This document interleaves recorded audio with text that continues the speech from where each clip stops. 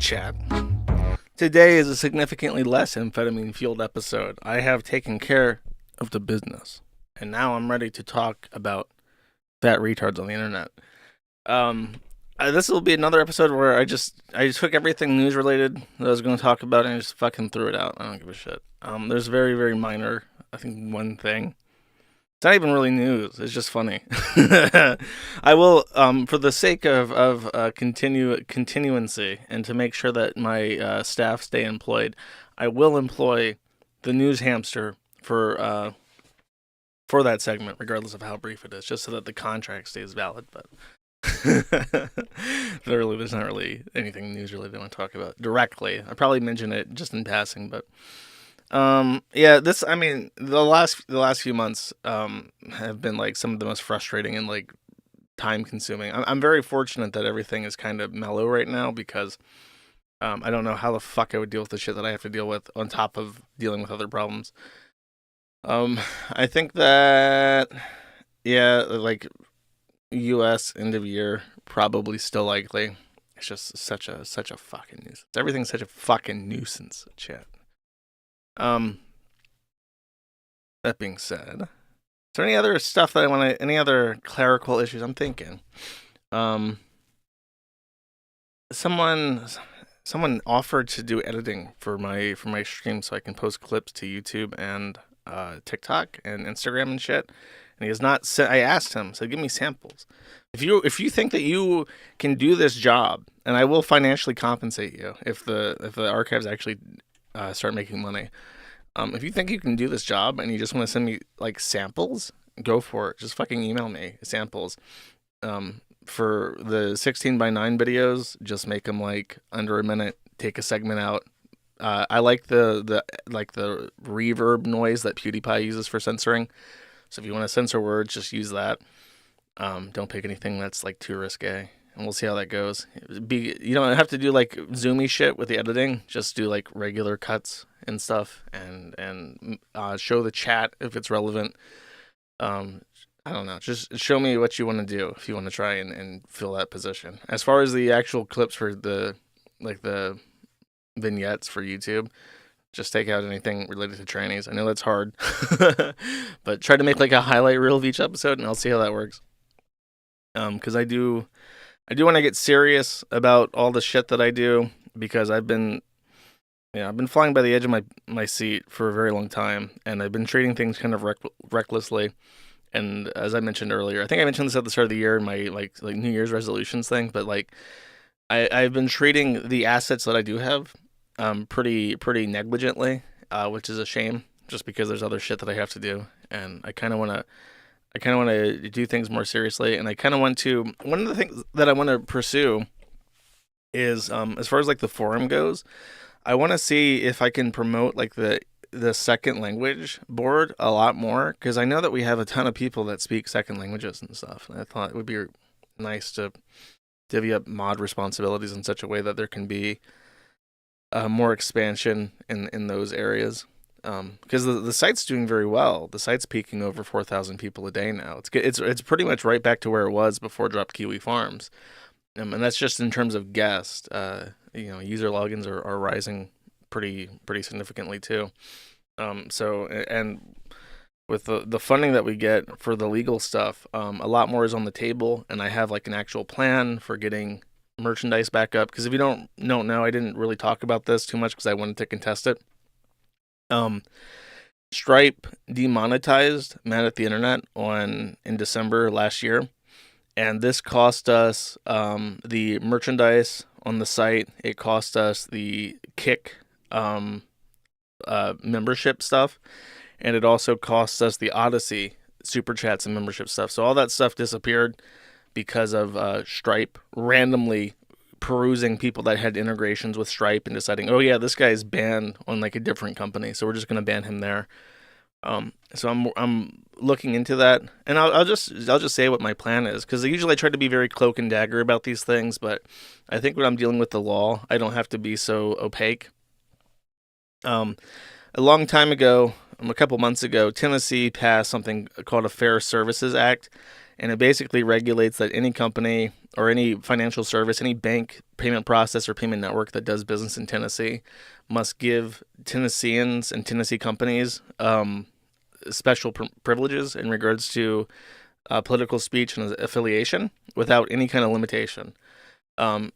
And it was very difficult to find a Tennessean who was willing to basically sign up their asshole to be violated by being the front person for, Man at the Internet Merchandising LLC or whatever the fuck. Florida has passed identical legislation. It's actually even more broad, to the point where parts of it have been struck out because they overrided federal anti-money laundering regulation. But the core elements that I care about are still there. And obviously, I've maintained Florida residency for the last 10 years. So I am particularly privileged to access this legislation. And I'm thinking of making a merchandising company in Florida and just making myself the front of this. And if the banks fuck with me, if the payment networks fuck with me, I will sue them. I will sue them in the state of Florida. Because it's worth it. It's, having that access would be a huge win for everybody. And if it works, I have actually, I not only do I have residency there, not only do I have a legitimate reason to run businesses there, not only is it a great state to do businesses in, but there are other businesses I've used for merchandising that are based in Florida. So I can not only just say, oh, look, like if I went to Tennessee, they could say, oh, he just went forum shopping. He set up camp in Tennessee just to exploit this law. He's not really a Tennessean. In Florida, I can prove that not only do I legitimately do business in Florida, but I do business with businesses in Florida, which is all the better. So I'm working on that. This is one of the many things that I've just had around in my head that I'm trying to do, mostly by myself. I do have a lot of help with Hardin. Hardin's like my rubber duck now. If I ever have a complaint, I just yell at him and say, like, this sucks. What do you think about this? And he actually responds, unlike the rubber duck. The rubber duck doesn't respond to me, unfortunately, but Hardin does. So yeah, that's one of the things that I want to do. And if it works, not only does it work for Men at the Internet, which is great because it's a good source of income for the podcast and stuff, but I can help other people. Not everybody has access to, like, what is it, Redbubble or whatever. There's all sorts of little, like Shopify. There's like little outlets that let you just like print whatever the fuck on a piece of blank merchandise and sell it. But there are lots of people who don't have access to that, and I can make that a real business. Like, I can hire people to help coordinate merchandising runs for other people, and I can take a percentage of that, and everybody wins, and it would be great, and it would be protected by Florida state law. So that's like a legitimate business idea that I've had in my head for a long time that I would like to pursue as early as next year, So I am working on a bunch of stuff, and it's it's stressful, but it's worth doing. Like, these things are worth doing, and they're worth pursuing, and I hope that they work out, because I'm starting to see a lot of things moving in the right direction, and it gives me a lot of optimism. So that's what we're looking at, and I think I mentioned this last stream, but when I have the ability to write again and publish it on Zitter, which will happen because I continue to send them complaints constantly.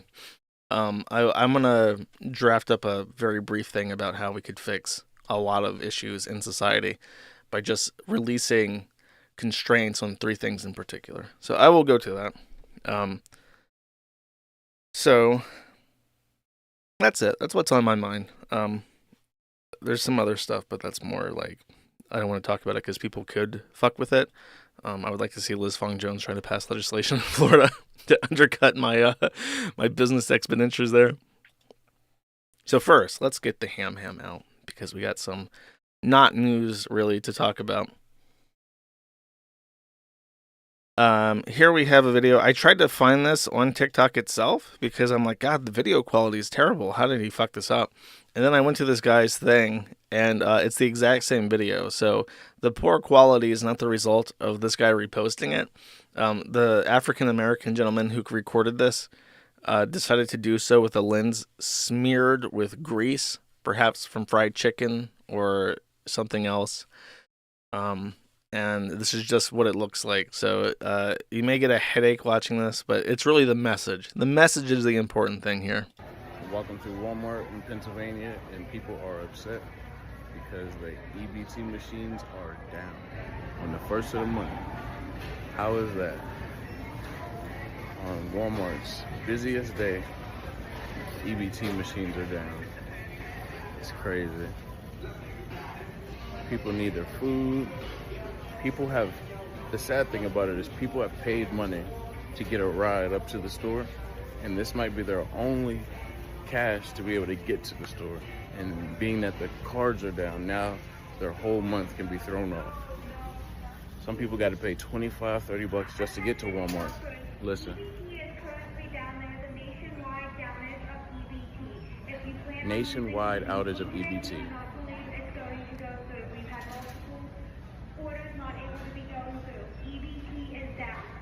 You heard it. EBT is down. It's crazy. Nationwide. I have a bottled rant because sometimes I have a really interesting thought, I think, and I kind of package this as like a thing to save up for a certain day. And I have one very particularly picked out for tax season.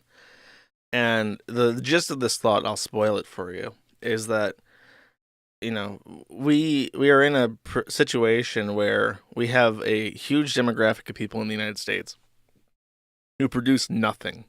And we can't do anything about them. We try to integrate them, and it fails. We try to educate them and set them up for success, and it fails. And we can't deport them because it's racist. So what do? We do the one thing which a lot of people complain about, but from a strategic standpoint is the only viable option. We pay them to not destroy things.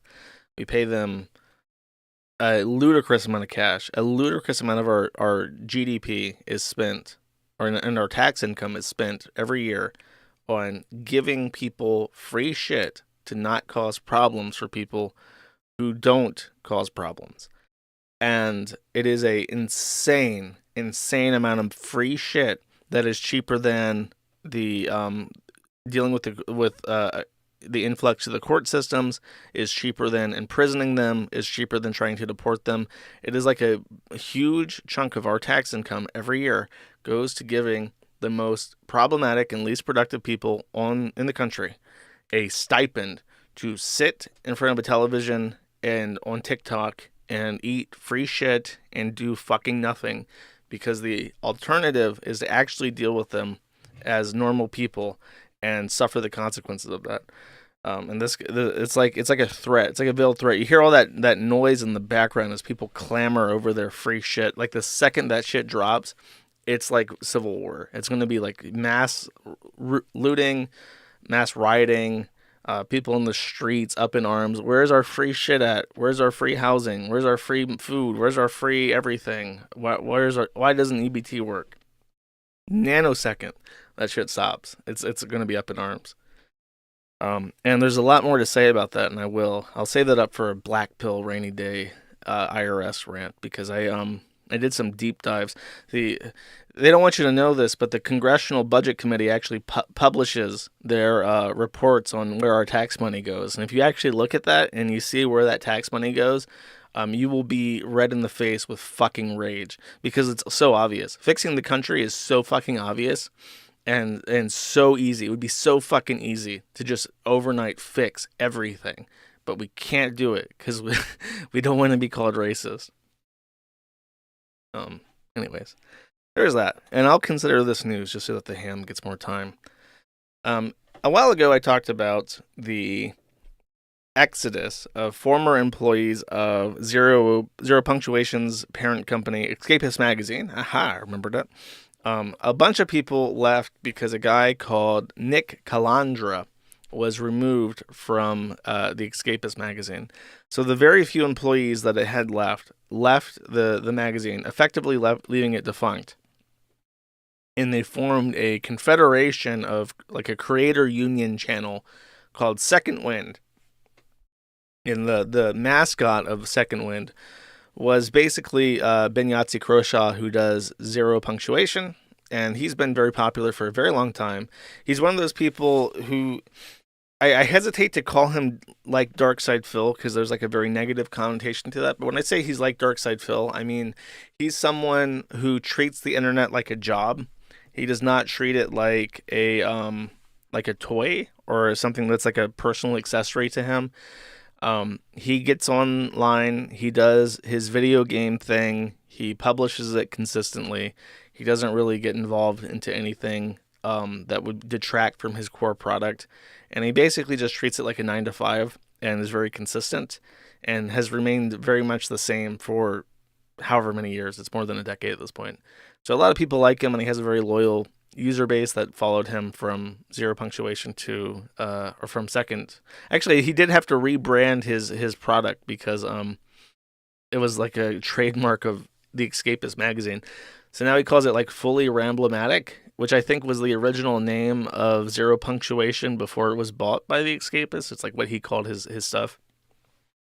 So he kind of like retooled the format a little bit more and changed the aesthetics just slightly to avoid like a trademark dispute.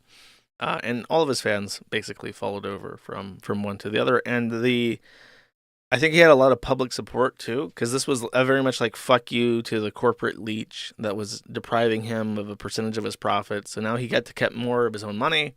And it was sort of like a YouTube union where, you have these people working as where it's like I think they bill it as like an employee owned group. So every one of the creators owns like a percentage of the company.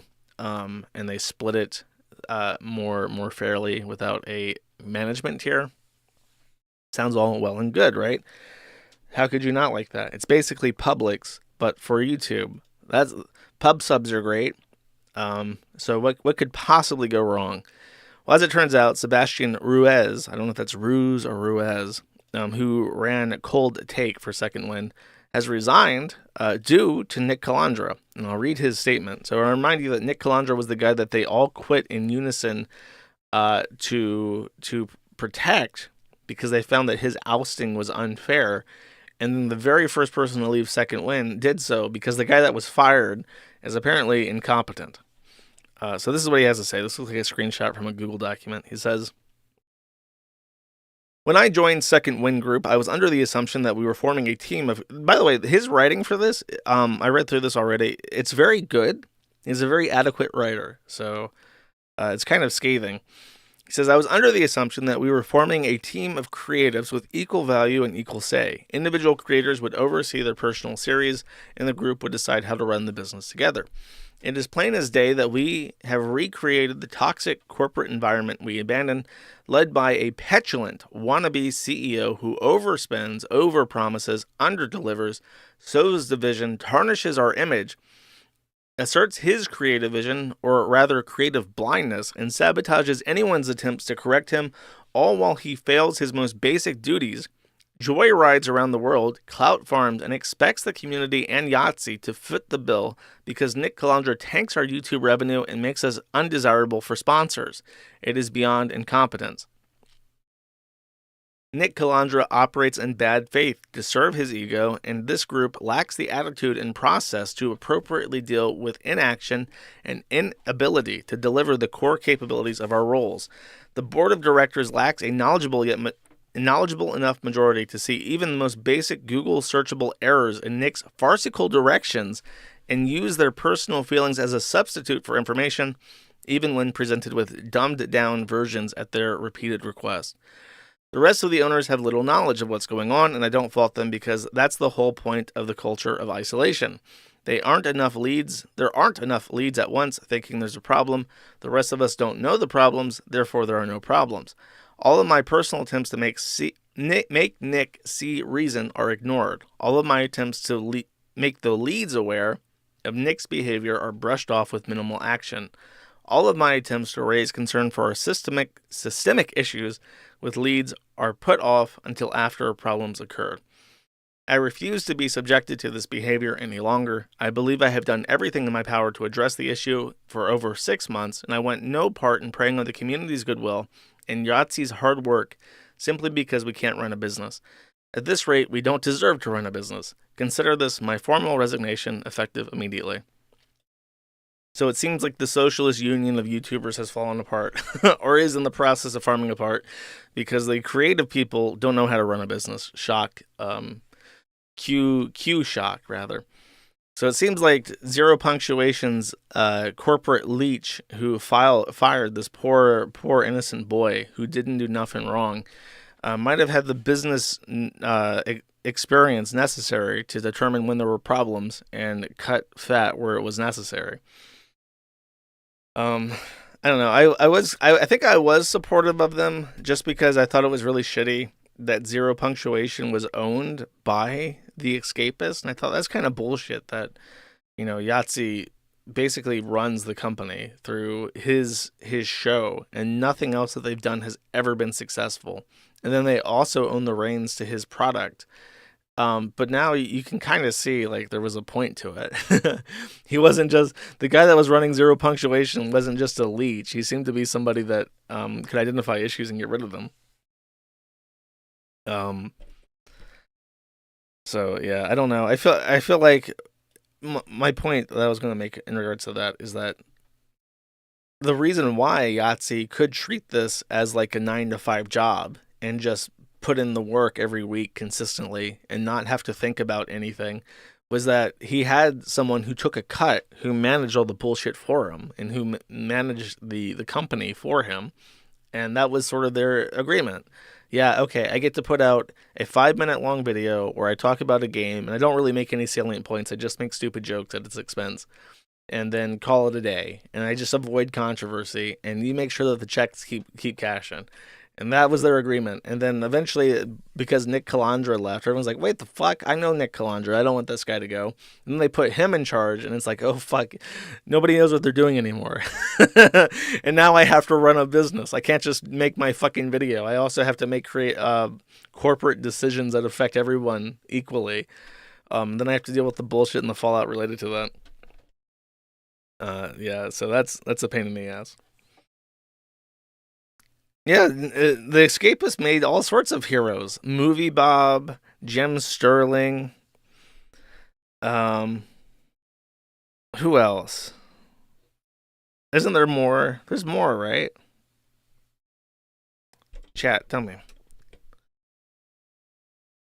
Yahtzee has said he doesn't want to do overhead and just make videos. Yeah, for sure. It's a lot easier that way. Nick Calandra got way too involved with the Sweet Baby Inc. and Stellar Blade stuff. He was he was the one who got someone's website taken down from Wix because they listed journalists who support Sweet Baby. Then fuck them. Yeah. How about this? How about you just make fucking YouTube videos? How about you make YouTube videos and you don't fucking dox and censor people who you disagree with?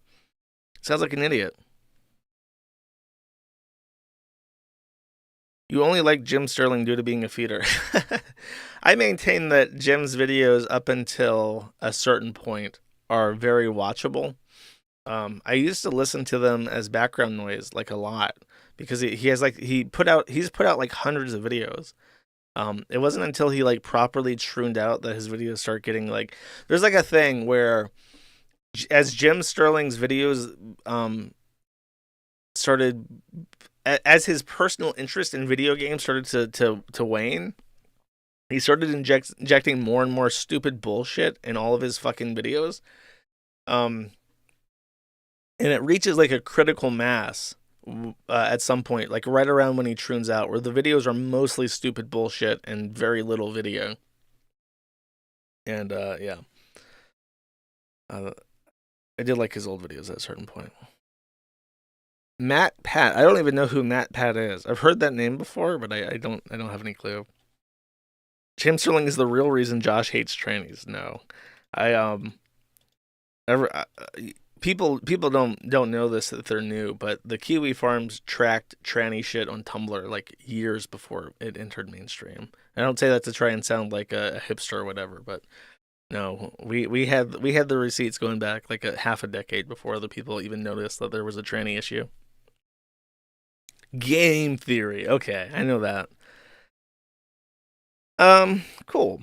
That's about it for the news. It's not even really news, I would say, the second one stuff. That's more in my sector than the news.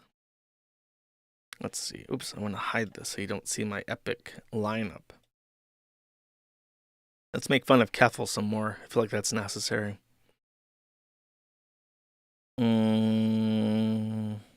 I cover this? I don't think I did cover this. I will make fun of it, though.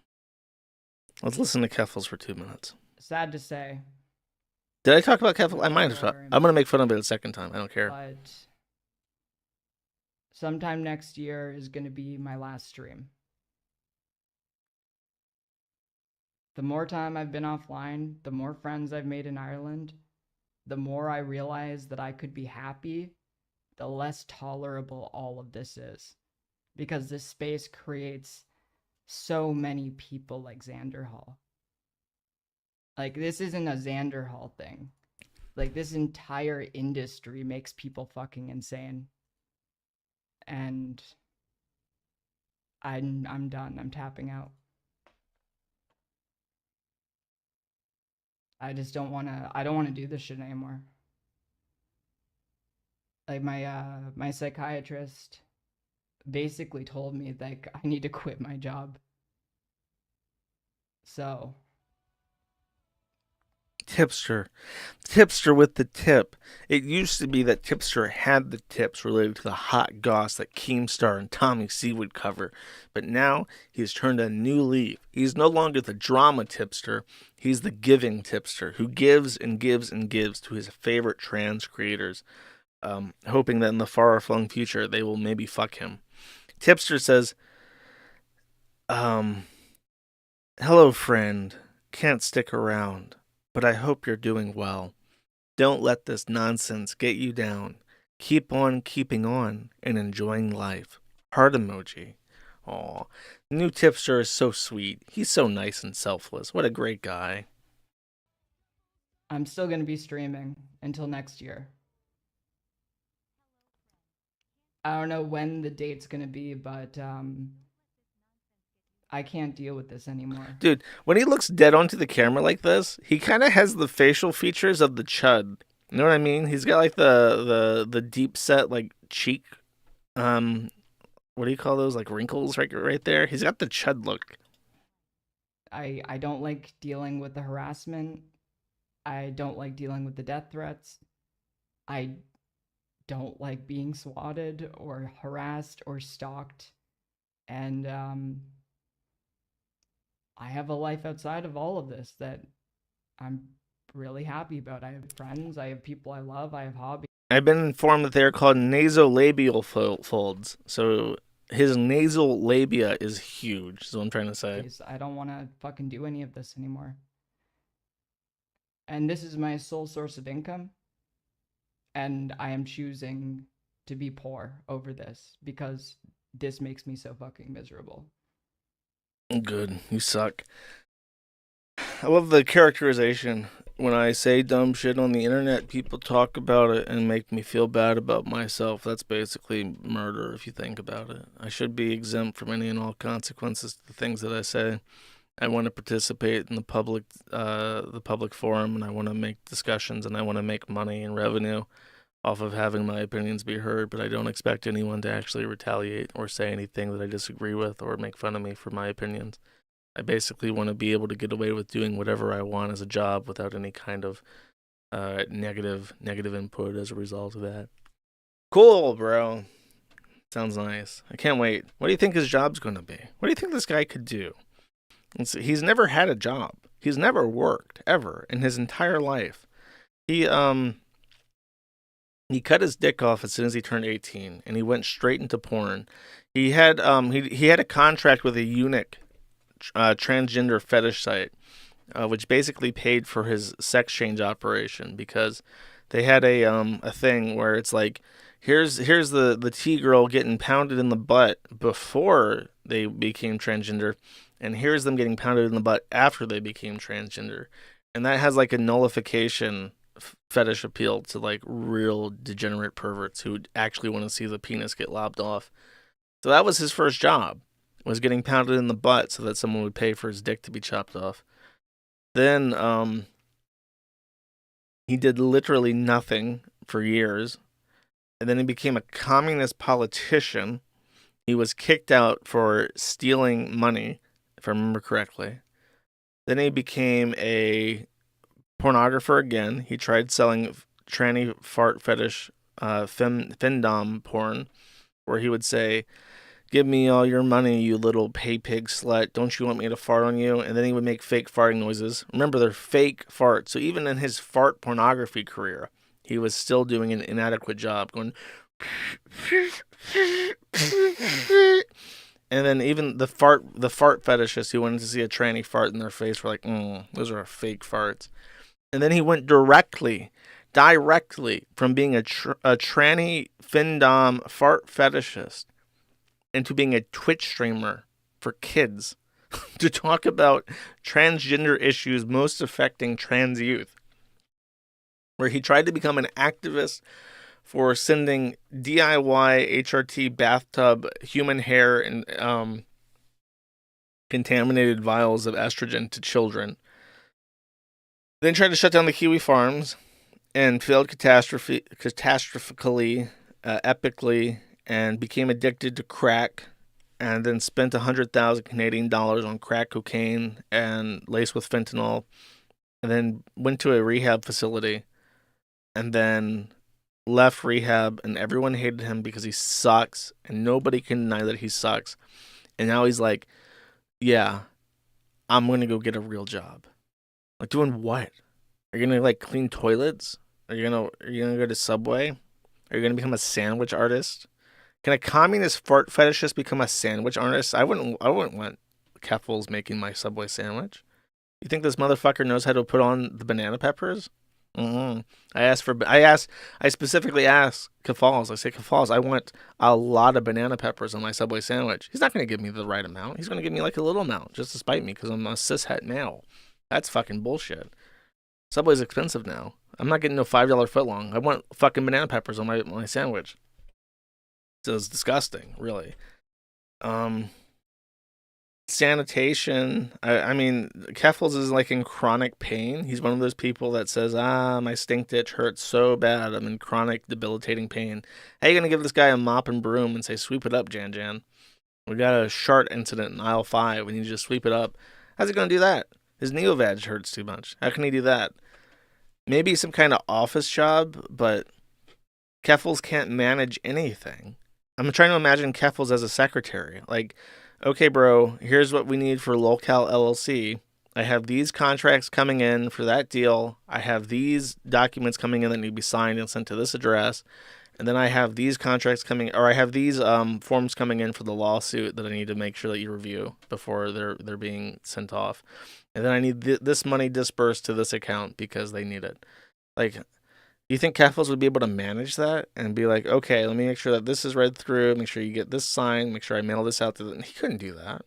He's got psychomotor retardation. He can't fucking talk. He's like so slow in the mind. Like, how the fuck is he going to keep track of all the things I need sent?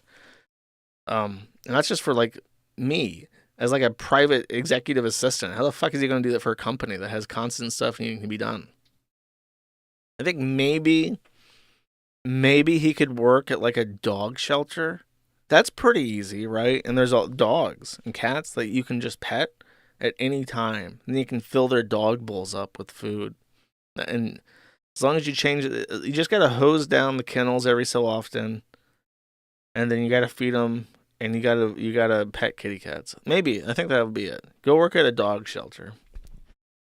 Get bit by a shit bull. I think that might work out. No, my chat doesn't seem to like that. My chat's in open revolt. Do not send Keffals to the dog shelter. Those poor pupperinos would be heckin' abused by Keffals. I don't know that. Sorry, my internet cut out. I fixed it. Sorry, I went on a really spicy rant. I guess you'll never get to hear it now unless you listen to the archive. U.S. politics general, but not about the news, mostly about the idiots involved in U.S. politics. Two particular idiots that you may be familiar with. Someone named Scrump Monkey, who I'm not familiar with, so if this is a weirdo, give me a pass on this. He says, the Democrat PAC progressive victory, it's a clunky sentence. It's a Democratic PAC, which is a political activist committee, basically a slush fund for politic money, named Progressive Victory, agreed to pay political streamer Sandahal $4,000 in an undisclosed transaction.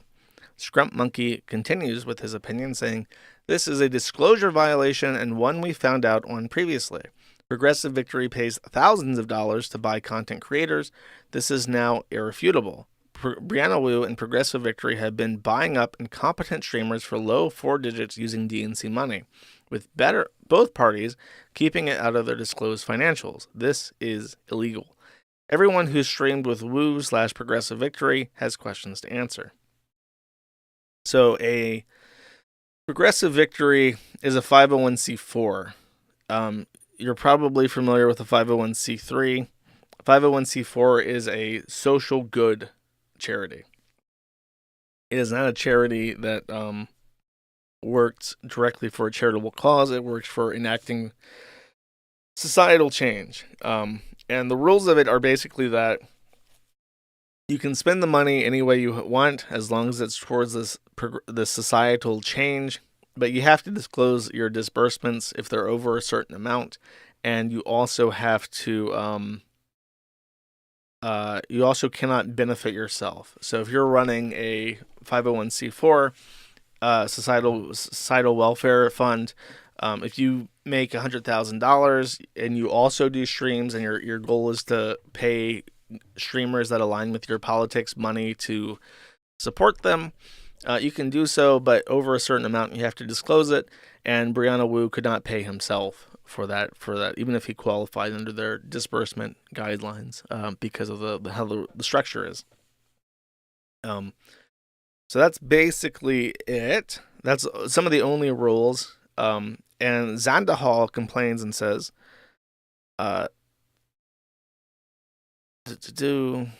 actually, the guy continues, "This is illegal. Everyone who streamed with Wu/Progressive Victory has questions to answer." Zandahal says, "I have messaged Brianna in all caps, I have messaged Brianna myself. When you are back online, we need to have a conversation about your future employment. If I am saved, it will be no thanks to you. If I am fucked, it is your fault for not making sure they paid me. You swapped the fucking numbers and they weren't able to pay me because of that." All caps, really hurting. So the $4,000 number, I've had a lot of trouble figuring out what the fuck they're talking about, but it seems like Xander Hall got $4,000, and this might be an overpayment. I'm not sure what the payment limits are for the 501c4, but the way that... Sorry, I'm very hungry right now, and I'm struggling to think of what the name of the guy was. He's the guy that he's the moderator that super chats me $1 just to make fun of me like every stream. What's his name?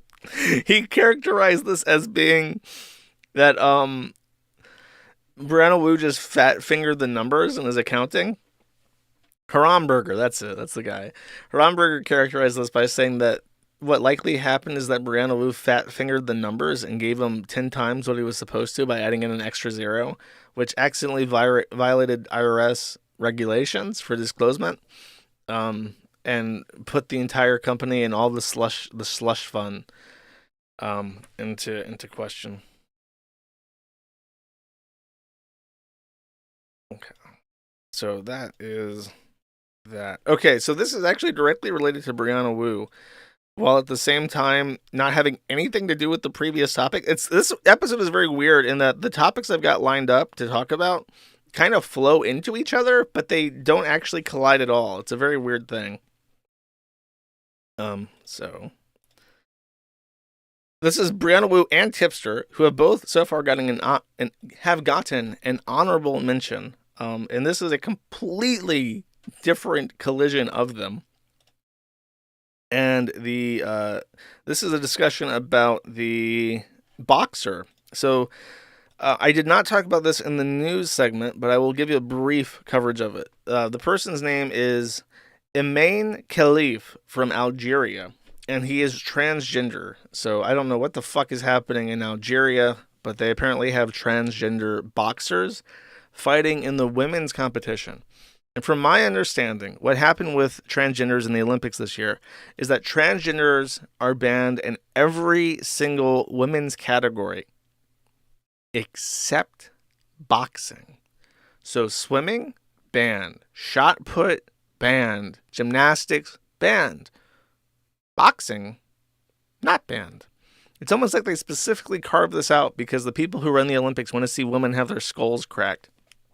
And that's exactly what happened. Iman Khalif showed up at a women's boxing tournament, knocked around a woman for 40 seconds. She broke down in tears and just quit. She walked out of the ring and abandoned her position. And then the tranny was promptly declared victor and moved on to the next stage, and that became a big thing in the talking points. So now, of course, on Zitter, they're discussing this, and the two greatest minds of our generation, Tipster and Brianna Wu, are butting heads. I've not read this yet, so let's see what they have to say. Brianna Wu says, I know this is an unpopular opinion with some trans people, but it is time to retreat to safer public policy ground. We are going to lose this fight badly, and it's going to fuel a further assault in the elimination mission to destroy healthcare access. Trans women in sports like chess, esports, and pinball, yes. Trans women in sports where physical advantage can affect outcomes, no. Black people have had to be pragmatic in the fight for civil rights. Gay and lesbians had to be pragmatic too. Focus on trans public policy that helps people the most. So to be absolutely clear, men dominate women in every sporting category, including ones such as esports and pinball and chess. The highest women's ELO is much lower than the highest men's ELO. I'm not going to make any derived opinions about that, if it's a actual mental quality or if it's a matter of lack of interest. But them's the breaks. Women's chess tournaments and men's chess tournaments are gender segregated because the ELO that they play at is extremely distinct from each other. Sporting is no different. There are a few sports, I think, where women excel over men, but anything that involves muscular reaction time is just a no-go. They can't compete, which makes sense. I mean, men are supposed to be the ones that walk after the mammoth until it collapses from exhaustion and then stabs it in the head. That's what men are for. Women are at home picking the flax, making the rope. It's just a different thing. Women are very diligent, and men are supposed to kill things. So I don't understand the argument at all. And Brianna Wu is extremely correct in this, where if trannies were smart, which they're not, they would concede on some things. They would say, okay, well, this tranny and women's sport thing is, because I saw a chart, and I don't know, Brianna. Okay, first of all, to the guy in chat saying that the Imam Khalif is a intersex or otherwise not transgender person, I would like to point to you Exhibit A, his cock and balls. So in case there's any confusion, this is the boxer. That is his cock. That is erect because he just punched a woman in the face and it made his dick hard. So I want to be clear. We're not talking about some confusing, effeminate looking or masculine looking woman from Algeria or an intersex person that has a confusing chromosomal standpoint where it's hard to decide which category they fit into. You're staring at his erect penis from punching a woman in the face and making her cry. So now that we've transcended over that bridge, we can progress in my elocution, okay? So yes, trannies are not sitting there thinking, okay, well, we have to take the L on some things. This is a very emotional thing. And women, for the most part, women are more sympathetic towards transgenders. They just are, which is a point of contention in the alt-right, where women are the enemy because they support transgenders more often. They voted for this. It's their fault. So therefore, with that consideration, it would be a very, very bad idea to do things which directly impact women, such as raping them, jacking off and publishing videos of them jacking off in the women's restroom, affixing webcams to the changing table in women's restrooms so that you can see naked children, punching them in the fucking face, aborting them from all women's categories of sports. Those kinds of things negatively impact people's perception of you as a group. And trannies are not smart enough to be pragmatic, as Brianna Wu says. And Brianna Wu consistently in the last couple of years has been a voice of reason when it comes to, hey, trannies, do you want to like stop the rise of like the far right? Do you want to like not do you want to not support TTD directly? Here are some basic steps where you can make yourself more tolerable. And then the trannies go, oh my God, Brianna Wu is like a doormat, is like a conservatard. What's the one where it's like if you're too sensible, they hate you? True scum. Brianna Wu, evil. And he's just being honest. Like, do you want people to not hate you? Step 1, don't punch them in the face. Don't break their skull open. Don't rape them. Oh, true scum. No true Scotsman, Brianna Wu. Okay, retards. Let's see.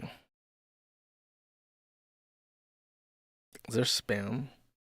There is spam. Do I need to get like another mod for I do. Who can I mod in the kick chat? Well, they're trannies advertising. Janny trannies advertising. Discords, and this displeases me. Sweep it up. Mod Brianna Wu. Ooh, that's a good idea. Oh my God, there's so many people talking in chat now who want to be mods. Judy Fender, I just tuned in. My room is ready. Bro, based. Okay. Ban anyone spamming. That's it. If it's just like spam, I don't care what the message is. It's just spam. Okay, now there's a second message to this, and then I think we'll finally get to the content that you, the vying public, the ravenous audience of my stream want the most, and that is the tipster content, the most important content. So Brianna Wu continues and finishes up by saying, I know this woman is not trans, but she failed a gender test and was allowed to compete because of trans public policy in the Olympics. I'm talking about public policy in this tweet. This is a political problem. We have to deal with it. So this is what I mean about the intersex thing. Like, he has a dongus that he's just swinging around the faces of people. I don't know how you can say, oh, he's not trans. Like, you have a dick. I don't know what standard you want to come up with to decide if someone is a man or not, but when they have a dick that gets hard when they punch women until they cry, that's probably someone you can put into the man sporting category. Tipster says, in reply to this, Imam Khalif isn't trans. I think that is in regards to, it says cisgender. This is such bullshit. He has a Y chromosome. I don't give a fuck. He has a Y chromosome. He has a dick. It gets hard when he punches a woman in the face. Case closed. Why am I so fucking logical? Why do I... Like, these people are like... These retards have dedicated their entire lives to being retarded and exploring the art of being a fucking retard and talking about this retarded shit. And then I just come in, call me Gordian with a machete, and I'm just like, BAM! That's a fucking man. He's got a dick and balls. He's got a Y chromosome. Doesn't belong in women's sports. And then the fucking retards are like, we have to delineate between the intersex trans folks and the regular cisgender trans folks. Like, come on, you're being retarded. Boom, cut that knot. Fuck you. That's what I gotta say. Gordian in. Brandon Lewis says, listen, tipster, I've had enough of your smug shit off of Mount Sinai. I don't need you to explain trans stuff to me. She's included because of the rules for including trans people. Stick to streaming Resident Evil and leave the public policy to the adults. Listen, tipster, you're a fat butterball piece of shit that couldn't even get a crumb of pussy from Keffals. Don't you even open your fucking mouth to me, you dumb cunt. Get down on your hands and knees and suck some cock, you fucking loser.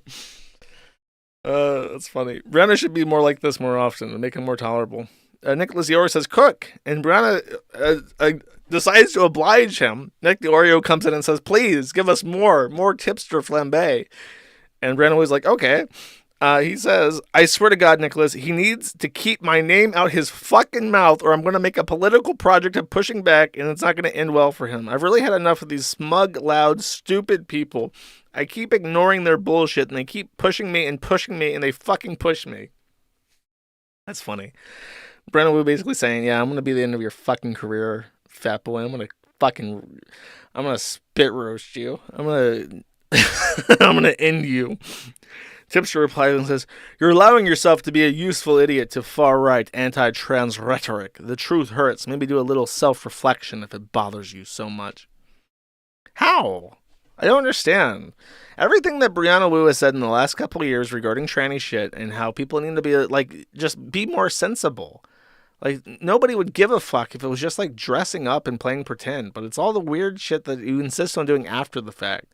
But they can't help themselves. The trannies just can't, because they don't dress up because they want to play dress up and live that lifestyle. They do that so that they can fuck with women in weird ways, by masturbating in the public restrooms and by taking their jobs and by punching them in the fucking face until they cry in the Olympics. That's what they want to do.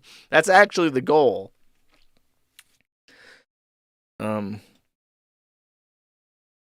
And then Tipster responds to the message to Nick Oreo and says, this is what happens when you try to allow yourself to be a tool to spread anti-trans propaganda.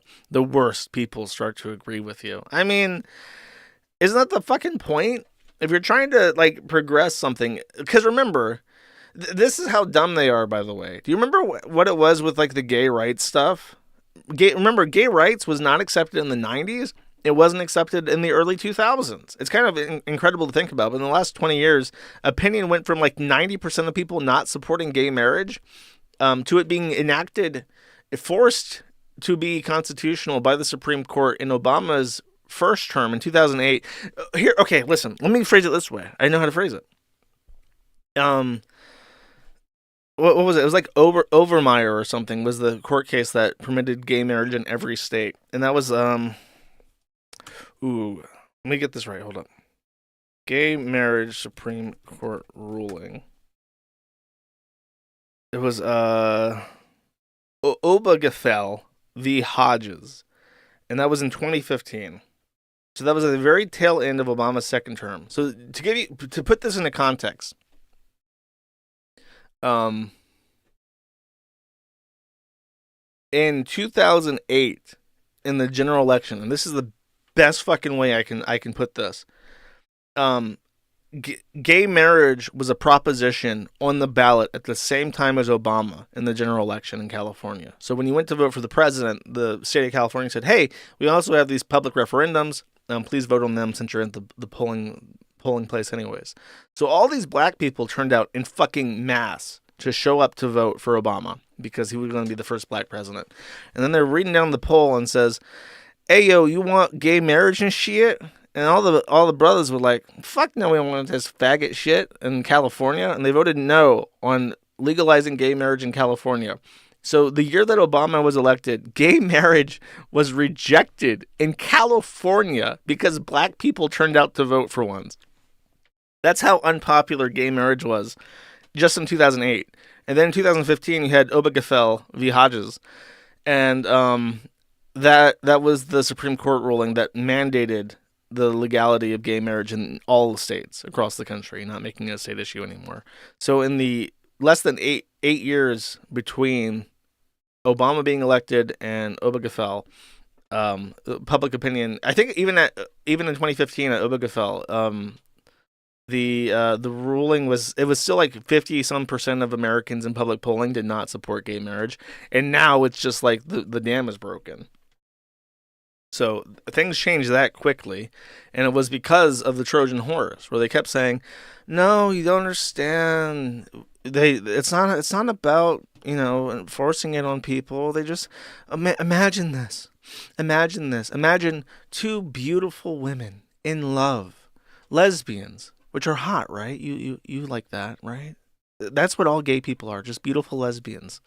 And imagine one gets hit in a car crash, tragic, and She comes in to see her partner that she spent the last 8 years with. And she says, I need to go see her. And she says, sorry, she's comatose. And you're not a direct relative, so you're not allowed in the room.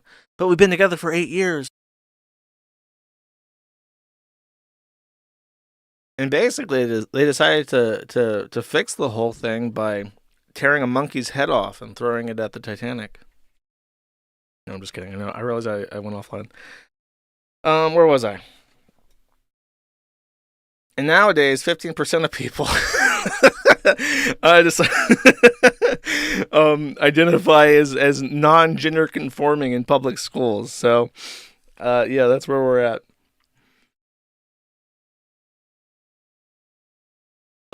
Oh God, I don't know what the fuck's wrong with my internet today. I'm sorry. Just one of those days.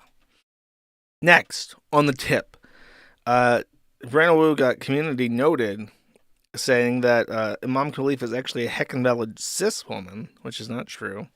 She has high testosterone. Could it be because of her cock and balls? Could her cock and balls be the reason why she has higher than normal testosterone, chat? Difficult to say. I'm not an expert on these things. I don't have a medical license or whatever. I think it might be the cock and balls, chat. I'm not sure, though.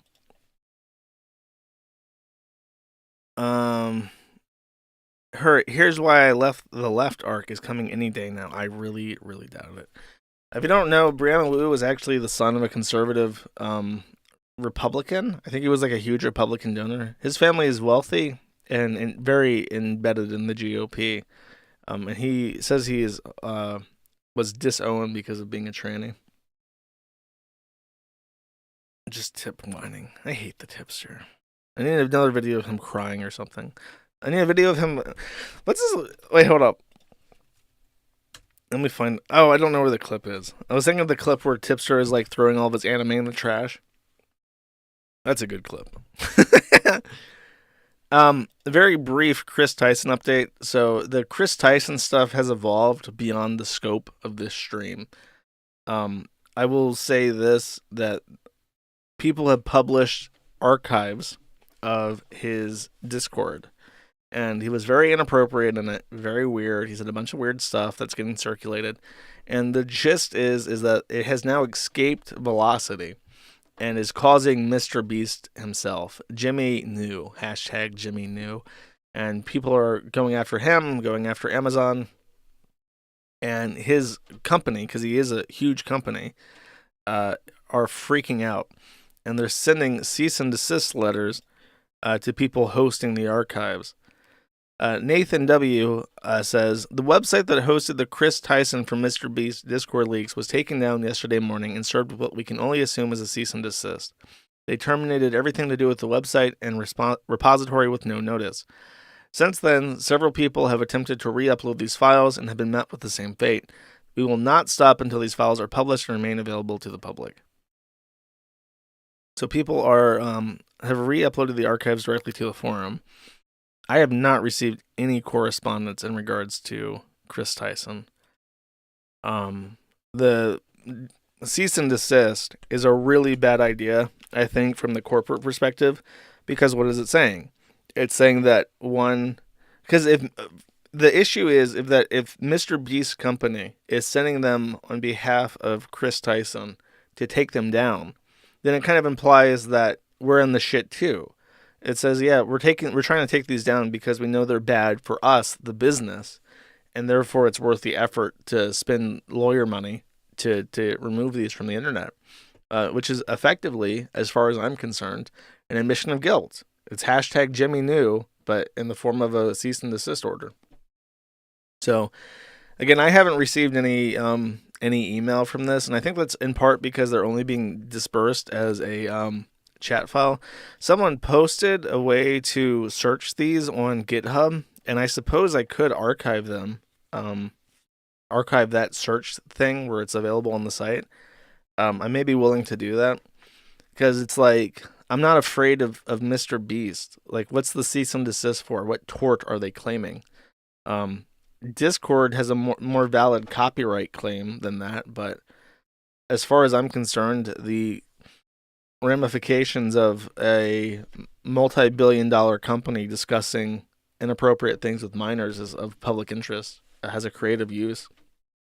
So, I mean, I'm already being sued twice for copyright. I might as well be sued 3 times. What the fuck's the difference? And I think that, honestly, if Mr. Beast did decide to sue the Kiwi farms, I would benefit. I think that would be good.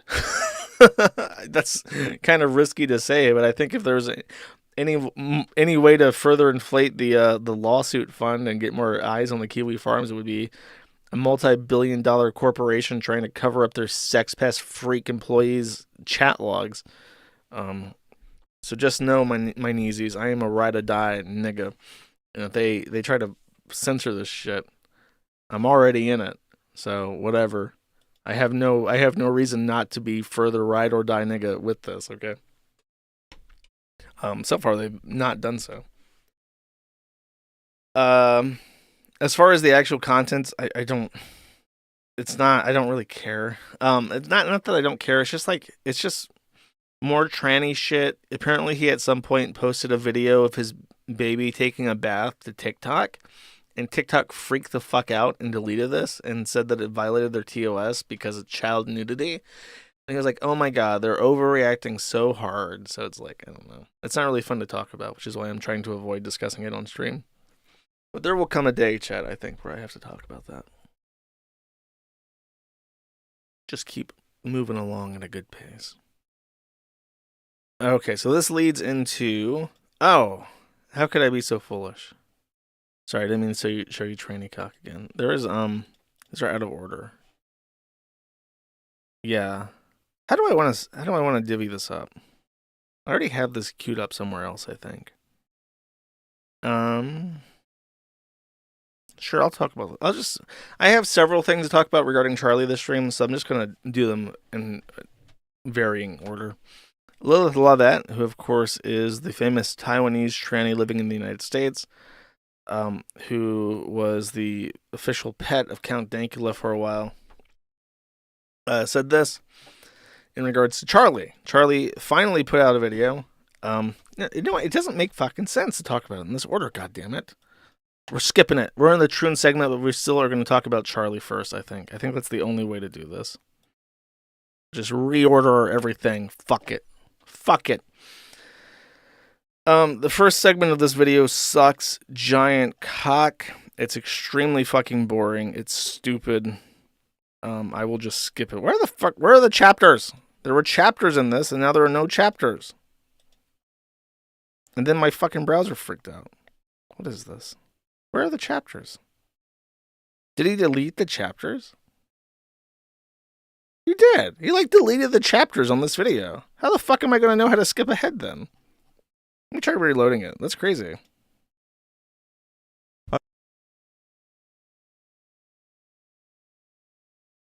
Heavens to Betsy. Okay. How the fuck am I going to skip through this then? I have been so epically owned by Charlie. Look at this man. He knows. He's like, yeah, I did delete the fucking timestamps on my video so that you can't skip through it. What are you going to do? Drama retard? You're going to listen to the entire 25-minute video? I don't think so. Fucker. Bitch. Cry about it. Cry about it. Okay, I guess I will. Let's see if I can use the transcript to skip through this. 2x speed. Oh, jeez. See, look at this. Holy Toledo. Oopsie poopsie. Yeah, okay. Cool. There are 3 parts to this video. There is the one where he explains what he means. I guess I just won't fucking play it then. He wins. There are 3 big parts where at this point he says what he actually means. At part 2 for 10 minutes, he explains how Sneeko is a pedophile.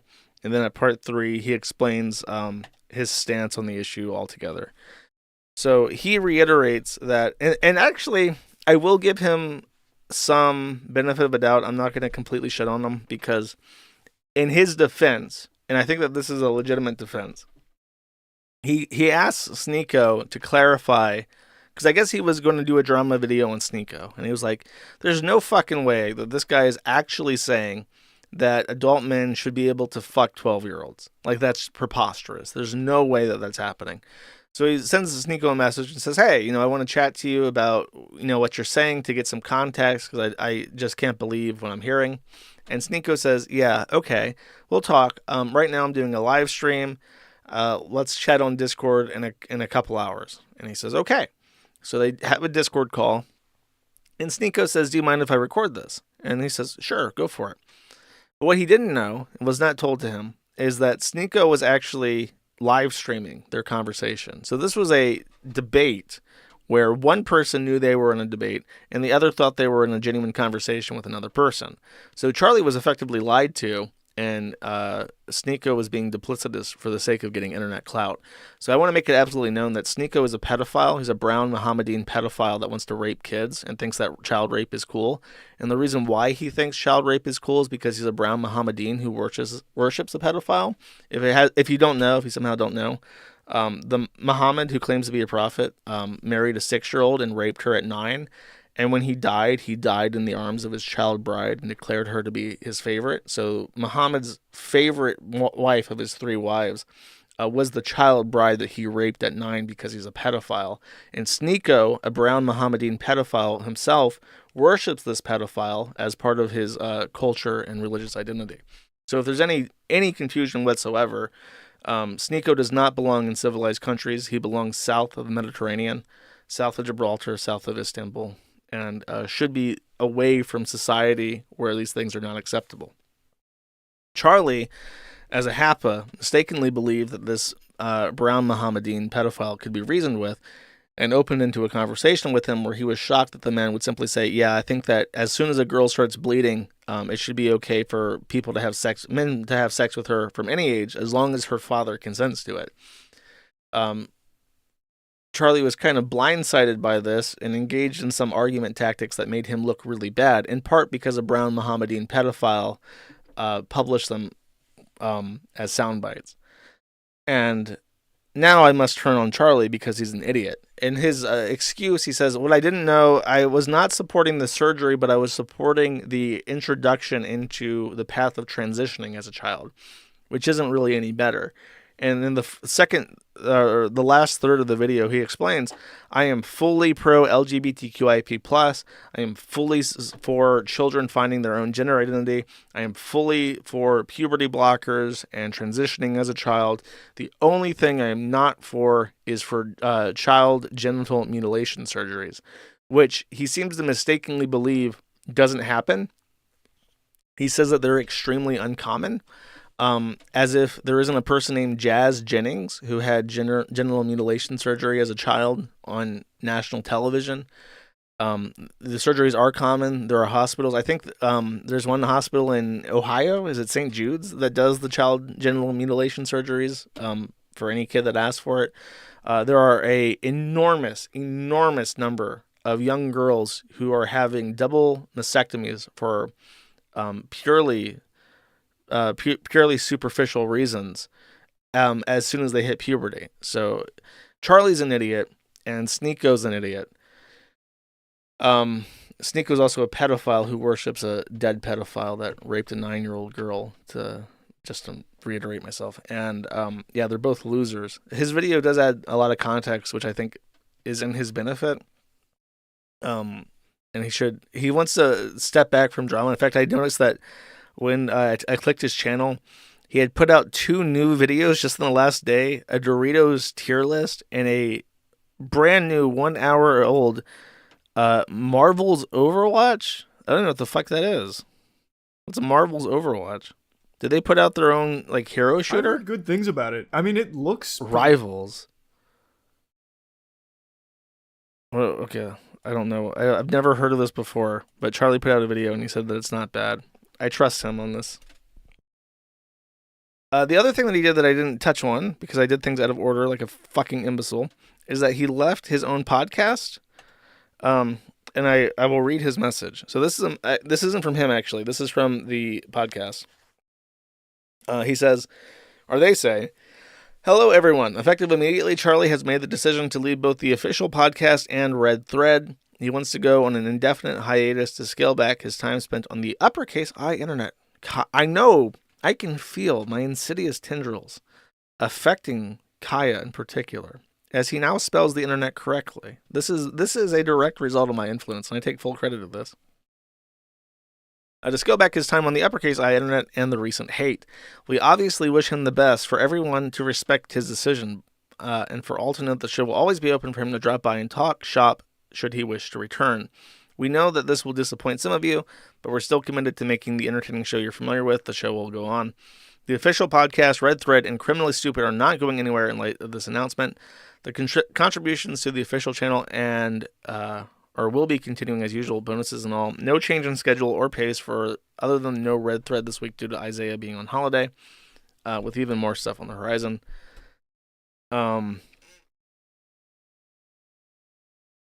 So the official podcast specifically, we may consider a replacement in time depending on how things go. But for now, we're going to be continuing the show for 3 remaining original hosts. In the event we wish to return as a 4-host format, we will discuss the possibility of fan favorite candidates or someone who we think fits our vibe and style. Feel free to leave us your suggestion as well. No, it's not going to be Boogie. And they're producing episode 400 this week. Should I be 4th chair chat? I'll just do. I made this joke in the thread, but I'll just do my my Charlie impression for the entire thing. Hey everybody, it's me, Critikal. I came back to the official podcast again. I decided I couldn't live without you. Actually, I made a full reversal of my prior opinion. TTD, fuck trannies. I spent all night watching Medicare's video about penis scrotal flap vaginoplasty, and I decided that doing that shit to kids is the most immoral fucking thing I've ever seen. So I think that just completely obliterating them from the face of the planet is the direction that we should go in now. Penis boogers, ball sweat, moist dildos. Yeah, thanks. Thanks for having me on. Is that about right? Did I nail it? Can I fill in?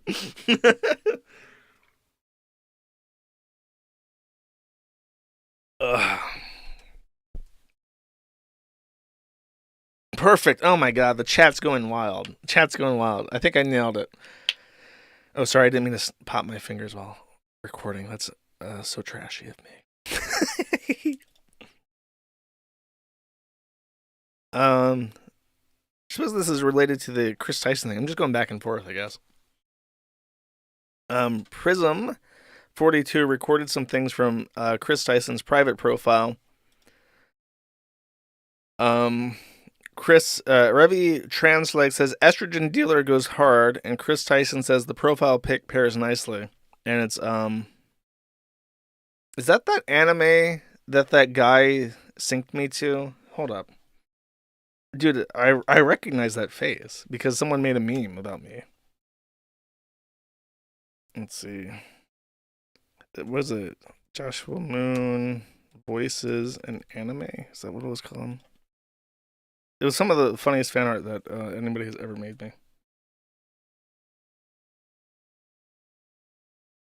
It may be gone forever, though, as all things are. Aha! It's true.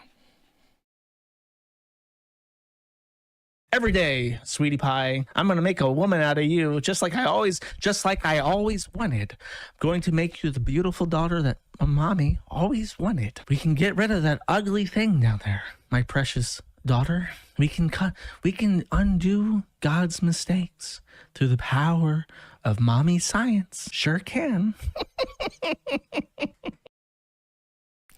It's not the same one. I just assumed. It has like that same blank dead eye, I guess.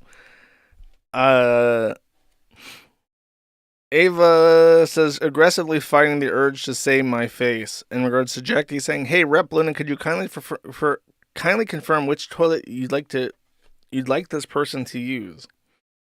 And then, Chris Tyson wants him or her, I think it's a her, to shit on his face. Very confusing.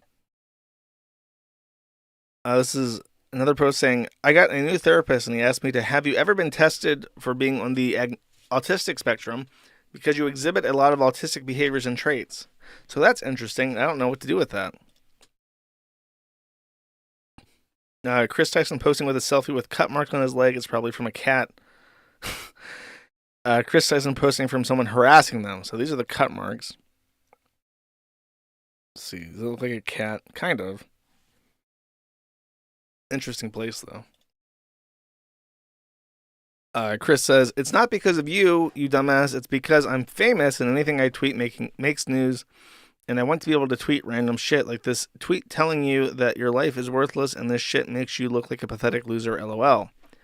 And this is a tweet DM that says, bro, I have at least 10 friends following you and 2 burners following this account. Why block my main account then go protected? Thanks for the gotcha moments again. If you stay off the lowercase I internet, I go away. It's weird. By the way, I have facial recognition software. Your account you make, any account you make, I will find. It's weird. Chris says, the universal trans femme rule of meeting another trans girl over the internet is it will almost certainly immediately become flirty and or sexual. Lamau. Yeah, because you're both perverts. Cool. So that's how he behaved in private, I guess, or in semi-private. It's a really funny avatar, by the way.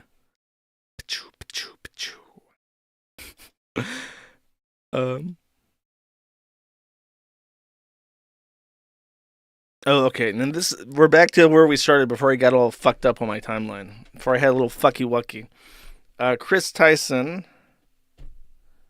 No, sorry, Lilith Lovett, different tranny, says, attacking Charlie for being pro-LGBT instead of attacking the anti-age of consent pedophile shows people where their priorities are. Shiho says, children should not be getting their breast or genitals mutilated. A rare anime take that's agreeable. M. Mopo says they both had repulsive opinions. True, the rare fuck them both position. And Forsha coconut pilled, which I guess means voting for Kamala Harris. Let's see if this is a retarded post chat. Really exposes just how mentally damaging transphobia is. Genuine bona fide fucking retard. He continues, where trans people become perceived as bigger threats to children than actual pedophiles. I think you're missing the forest for the trees there. I think you're missing the coconuts for the coconut trees, bro. X Mortis says, Sneeko is a dumb fuck, but saying that children should be able to do irreversible damage to their still growing bodies is not a good look either. It shows how transphobia has really rotted the brains of people. These people are more upset with the anti-trans stuff than the fact that Sneeko is essentially advocating for pedophilia. It shows how far Twitter has fallen. I mean, everybody knows Charlie. Nobody knows Sneeko. Sneeko is an irrelevant brown pedophile who worships a pedophile god that raped a 9-year-old. Nobody cares about him. The people who do care about Sneeko are fucking retarded. But everybody sees Charlie. Like, if you use YouTube, you'll see his stupid fucking face. Inevitably, you will see it. It doesn't matter if you only use YouTube to watch Cocomelon videos with a baby. Like, eventually you're gonna see the Cocomelon situation is crazy. Has anyone seen this video about the wheels on the bus? Like, it's a fucking natural law at this point. If you use YouTube, you will see Charlie. Nobody sees Sneeko. Okay, nobody gives a fuck. And Uwu Du Horan son, which means you son of a whore. And then he's got an Austria flag and a trans flag. I don't know how I feel about that name. That's pretty fucking disgusting. The amount of people who are more egg ants transitioning than child fucking really makes me wish for bad things. This person is fucking mentally handicapped. This is a genuine... If you took this person out by force and threw him in a metal room and you said, okay, do this IQ test, you get a result that's hovering above 70. I don't give a fuck if he's ASL or what. Interesting opinions that are... We'll see what you have to say next week. Okay. So this is an update to the Illuminaughtii lawsuits. I briefly discussed Illuminaughtii a long time ago. She is a fat hoe, and she has been involved in numerous scandals that I have completely forgot about because it was something that it was one of those things that I crammed for a stream for and then just let escape from my brain. But I do want to show you a picture of her because she's a fat hoe. And I'm particularly against litigious people in general. This is our litigant Illuminaughtii, who ran a YouTube channel, I think about conspiracy-related shit, maybe breadtuber adjacent. What does it say? As a YouTuber who seems to enjoy drama, she lost a housemate, Ozmedia, who went to post pictures and videos to expose her. She runs multiple YouTube channels accounts. She harasses her followers to donate to her, and she has publicly blasted at least 2 subscribers who wish to stop their subs due to financial reasons. Okay, so she's just. I was going to say that she's like a bread tuber, but I think that lazy leech is more accurate. But she's being accused, and bear in mind, when I read these, she's being accused of sexual harassment in a lawsuit. When you read allegations in a lawsuit, you should be especially critical of them, and you should expect to see evidence before you make an opinion. Because in litigation specifically, there is something called absolute immunity, or absolute privilege. Absolute privilege. Absolute privilege is a U.S. legal concept that anything filed in a lawsuit enjoys absolute privilege from causing another secondary tort until the litigation is resolved. So if you open a lawsuit, and this is a real thing, you could, for instance, let's say that you are not an American citizen. It is completely possible for you, as someone from Russia, to mail in a lawsuit alleging to be a 13-year-old girl who was kidnapped and raped in the state of Hawaii by a man living in Kansas, and therefore you are seeking damages. That court will handle that, and that court will assume that is true, and that defamation will be public record. And then you, as someone in Kansas, will have to make yourself viable to the courts of Hawaii and pay to defend yourself. And there's nothing you can fucking do about it. The courts are wide open to being exploited. Legal documents are effectively a free reign to say whatever the fuck you want and make it public opinion and give you no way to adequately address it, because talking about your lawsuit just makes you even more vulnerable to damages. It's just a retarded fucking system. The whole country is fucking stupid. And you don't have to prove anything. You can file literally anything you want, and you don't have to prove it until a year into your litigation. So what I'm trying to say is that these are things that you should take in with a grain of salt. The deeds of trust were recorded as liens against Mr. I guess this is redacted. Mr.'s residence on January 3rd, 2023. Miss Christie and 9 Point Holdings, which is Illuminaughtii, each received benefits from Mr. Blank's expense under circumstances that would make it unjust for Miss Christie and or 9 Point Holdings to retain benefit without compensation to Mr. X. Further, due to the failure of Miss Christie, her lawyer, or business entities to itemize and account for the amounts included in the deeds and trust and the promissory notes Mr. X was forced to sign, the debt secured by such deeds of trust should be subject to an equitable accounting for Mr. X, allowed to leave to amend to set forth all appropriate claims for rescission of information of such instruments of debt. So basically, she was a clumsy retard.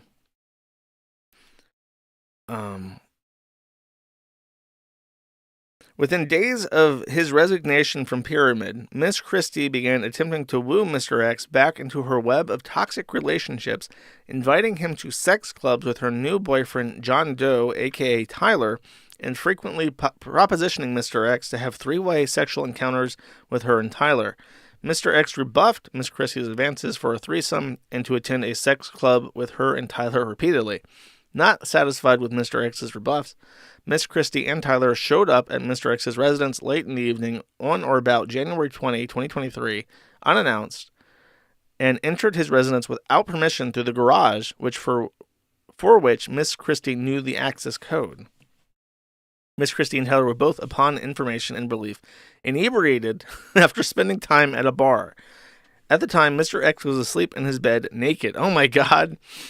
This is why you never sleep naked, chat. Always be ready for an encounter with drunk, belligerent women.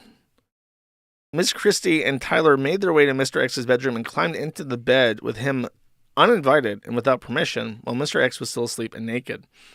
Mr. X, still groggy from sleep, how the fuck did they make it all the way into his bed before he woke up? Someone's opening your garage door. You should already have gat. Should already have your Beretta Fitty cow ready to go. You should already have your headset on with your earphones and everything. This guy's not practicing his drills enough. Mr. X, still groggy from sleep, was surprised and startled by the presence of Miss Christie and her new boyfriend Tyler in his bed. Miss Christie, having had training in BDSM and as a dominatrix, is well aware that an unconscious or sleeping individual did not have the capacity to consent to sexual contact. Despite Mr. X's less than fully conscious state, Miss Miss Christie and Tyler engage in non-consensual sexual contact with Mr. X, including touching Mr. X's intimate parts, including his penis, scrotum, and perineum. Oh no, she tried to go for the butthole, and that's when he was like, what the fuck? I gotta get out. This is a serious situation. Both Miss Christie and Tyler touched Mr. X with their intimate parts, including Tyler with his penis and Miss Christie with her pubic area and breast, all for Miss Christie and or Taylor's sexual arousal, gratification, or abuse of Mr. X. See subsequent section. Both Miss Christie and Tyler further sexually assaulted Mr. X by engaging in sexual penetration of Mr. X by performing fellatio on him while he was still groggy and not fully awake. The defendants did so knowing that Mr. X had been sleeping and was physically helpless and that he could not and did not consent to their conduct. Christie and Tyler were each physically aided or abetted by one another in their conduct described. Such conduct by the defendant constitutes sexual assault. Following sexual assault, attempted to dissuade Christie in seeking any further sexual encounter, Mr. X gave himself chemical burns and sent Ms. Christie photos suggesting he had stress or allergy rash. What the fuck? The conduct of Christie and Tyler complained of herein is outrageous, unreasonable, intolerable in a civilized society against all bounds of decency, and a normal person in the community would find such conduct offensive, annoying, and to be a clear violation of Mr. X's rights. Further, the conduct by Miss Christie and Tyler was done by them knowingly and intentionally to deprive and to recklessly disregard for the rights of Mr. X, such that it was substantially certain to cause Mr. X severe emotional distress. Now, was he suing for IIED? I would assume so, based off that statement.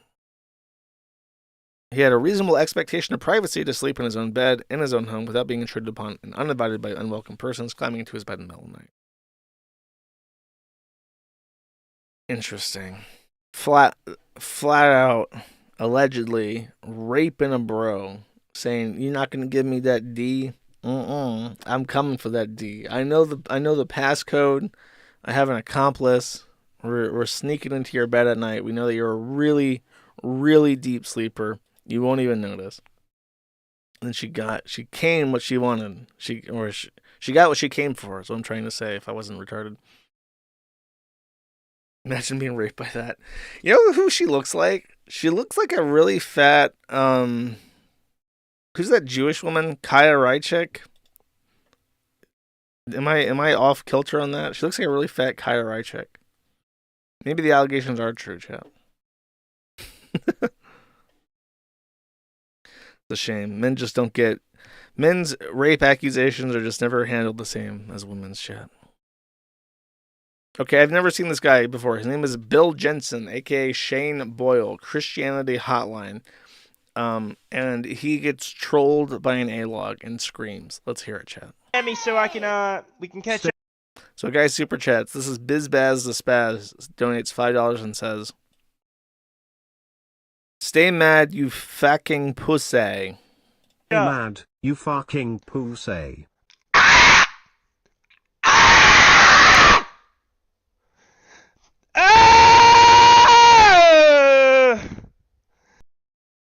So, his Christian gaming stream had been interrupted by someone sending him a video that he did not like. The A-log sent him a video of Ronnie to Bill, causing him to flip out as a result. It was mostly a failure of Bill for not being able to identify the video in the queue and John not being around. I don't know who Ronnie is, so I can't clarify. I can only react to his reaction, which is pretty funny. Let me turn this down a bit because it will be loud. Oh, it's Ronnie McNutt. They're trying to send him videos of the Ronnie McNutt suicide, and he doesn't want that on his screen. That's why he's freaking out. So much for that. Hey guys.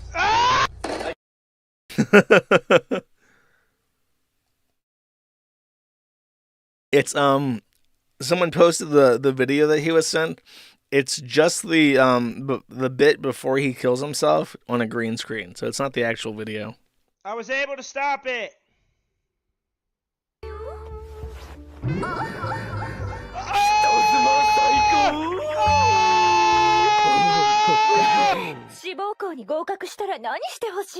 This is an extremely weird. This is an extremely weird mixture of Ronnie McNutt, anime, and Christian gaming, and autism. This is like a very unholy combination. What's the through line of anime, Ronnie McNutt, Christianity, and autism? It's this guy's streams, apparently. I don't know what this Epic is. Gamer 2005. Probably gonna be loud, though. You say Ronnie McNutt is scary, but you know what the more scary thing is? You're preaching, you're talking about somebody that had no idea who you are, and you're basically you have this sense that you think it's funny to talk about someone that never knew who you were, because you think suicide is a funny thing. I'm guessing, I'm assuming. You think it's funny that man How does this guy have almost 500 subscribers? It's like $2,500 a month, isn't it? himself. Just admit it. Admit you're a piece of trash. And you know what? Maybe I'll have a little more respect for you. At least you'll admit it. What's he supposed to admit? That he's a piece of trash? It's unbelievable. I was expecting a video. I guess another one popped up, but he aborted the queue. This guy's thread is very, very small. It's 7 pages. It's in the Prospering Ground still. This guy is like the curator. This guy, he loves this guy. Apparently, he loves that he screams when he sees a guy about to kill himself. He should probably ask if the OP is updated. He should probably ask for it to be moved out at this point. And I do have to pee, so I'm gonna put a longer video on and give people some time to watch it and enjoy it. Give it the attention it deserves. King Cobra JFS is single. For too long, King Cobra, the sexy goth bad boy of Casper, Wyoming, has been held down in bondage, in chains, by an evil bog witch named Jessica Boyle, also known as Naked and Laughing, I'm pretty sure. Everyone was happy for Josh to finally end his dry spell with the bog witch. However, her continued presence in his streams and in his life was a negative contribution that people quickly grew tired of, and they knew that the breakup would be messy and painful. But my boy, Cobes, has found a way out, has told her to cancel her plane ticket, don't come back to Casper. She's not welcome in the trailer that I think his father has set up for him. I'm not sure. I think what really happened is that his father said, dude, this bitch is like fucking crazy. If you want to live in my trailer, you can, but she can't. And then the time away from her has made him see the light, and he's like, okay, you know what? My dad is right. Pops is right. She gotta go. And so he's announced that he's single. And after announcing this on stream, apparently, before this video, she like blew up his phone and like went psycho at him. So he's really over it already. Let's see what he has to say, chat. Let's see what he has to say. Let's try to load the video, chat. Let's try to load the video. There we go, chat. There we go. YouTube, it's your boy King Cobra JFS, and I'm officially single again. The reason why I chose to break up with Jessica Boyle is because I'm sick and tired of her emotional manipulations. Right now she's on Twitch talking all this shit about me, and it's like, I don't appreciate it. Instead of being like, oh, I know, how about if I wait till I'm off Twitch and me and Josh could talk about this like mature adults and not drag the entire world into it? She does the exact opposite. Quite frankly, Jessica is emotionally manipulative. And on top of that, you know, on top of being emotionally manipulative, she's easy to troll. And she is so fucking delusional, dude. Every time we'd have a fight and I try to interject my thoughts, she would get mad and say, I'm not letting her finish her thoughts. And then when I would put the microphone on mute and just let her talk, why are you ignoring me? So I'm like, which is it? Jessica claims to be all about communication. So how does communication work? One would add that if I talk, you talk, I talk. It's called back and forth. It's called communication. And then it's like, if I didn't let Jessica finish her thoughts, I'm talking over her. all this dumb shit that she'll accuse me of doing. And if I don't say anything, I'm still a piece of shit. And I'm done. I'm physically done. She's on Twitch right now spreading lies about me and trying to derail my fame because she knows I'm right. And it's like, Jessica, you want to know why I broke up with you? Because you did it to yourself, love. You did it to yourself. I blocked her mom's number. I blocked her number. I blocked her messenger. I blocked her from Facebook. I've unfriended her and changed my status to single.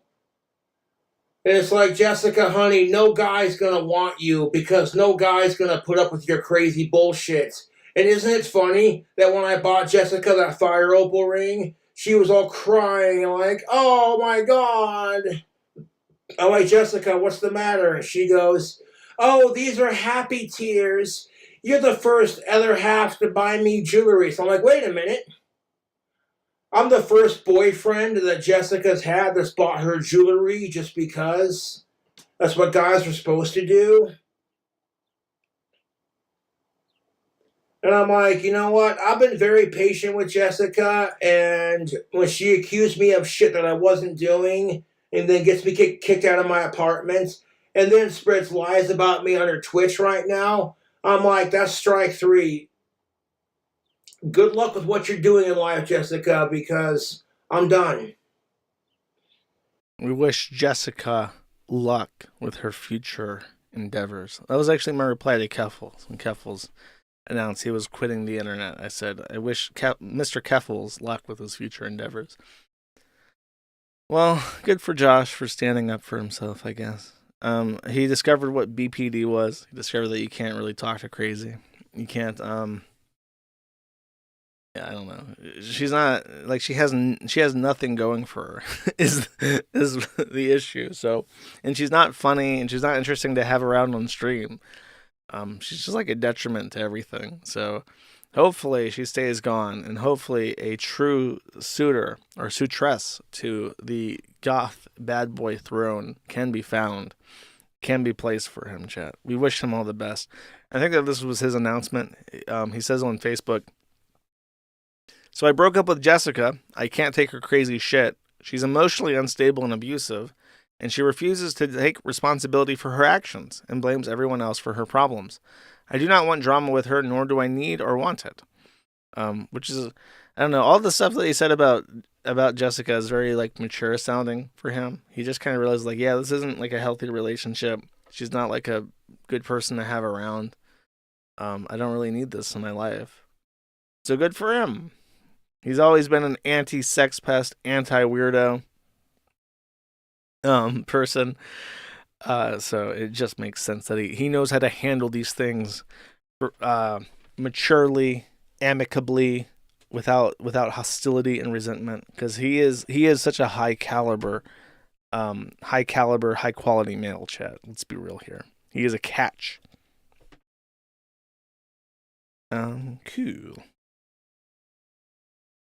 Yeah, I hope he doesn't get back together. That's my fear too, because it's very easy, I think, for him just to kind of accept, like, the status quo.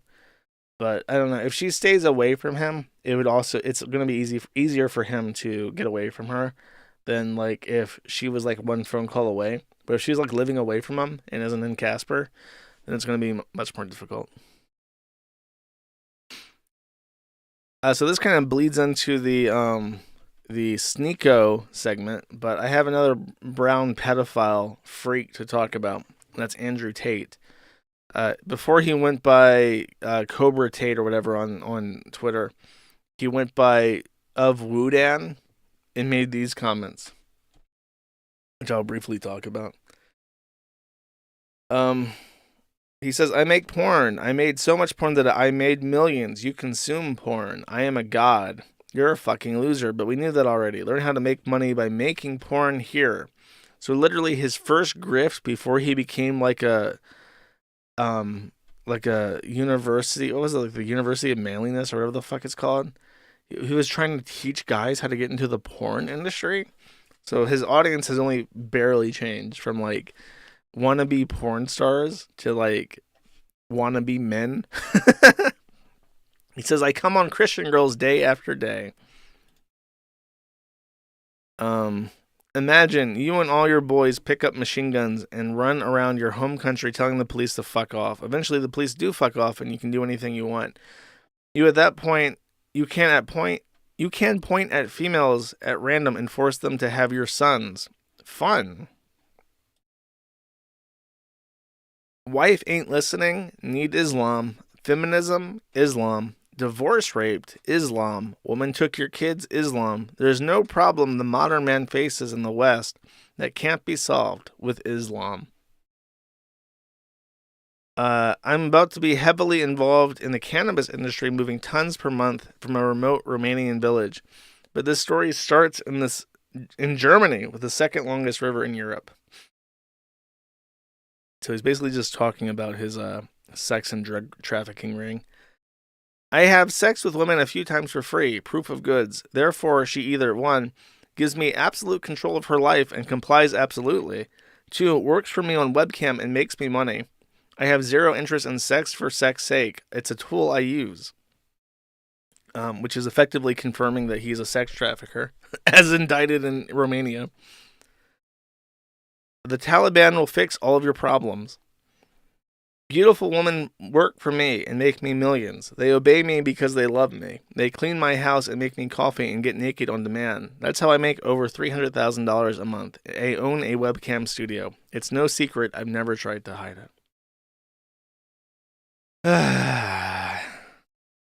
And people try to defend him and say, oh, he converted, by the way. They actually believe that. In case you're wondering, he speaks with a British accent, which is pretty funny. He's like half black, half British. Don't give up on me now. Come on.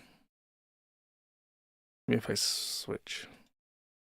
How have I been cucked by my own site chat? They fixed the fucking loading issue. Why is this wrong? It's just I just want to show you his shitty ass British accent. I just want to make fun of the British people, chat. Now. So I'm on Twitter at the moment at ofwudan, OFWUDAN. Try and follow me on Twitter if you can, because it's where I'm most active. But my Twitter accounts don't last that long, so who knows how long I'll be there for.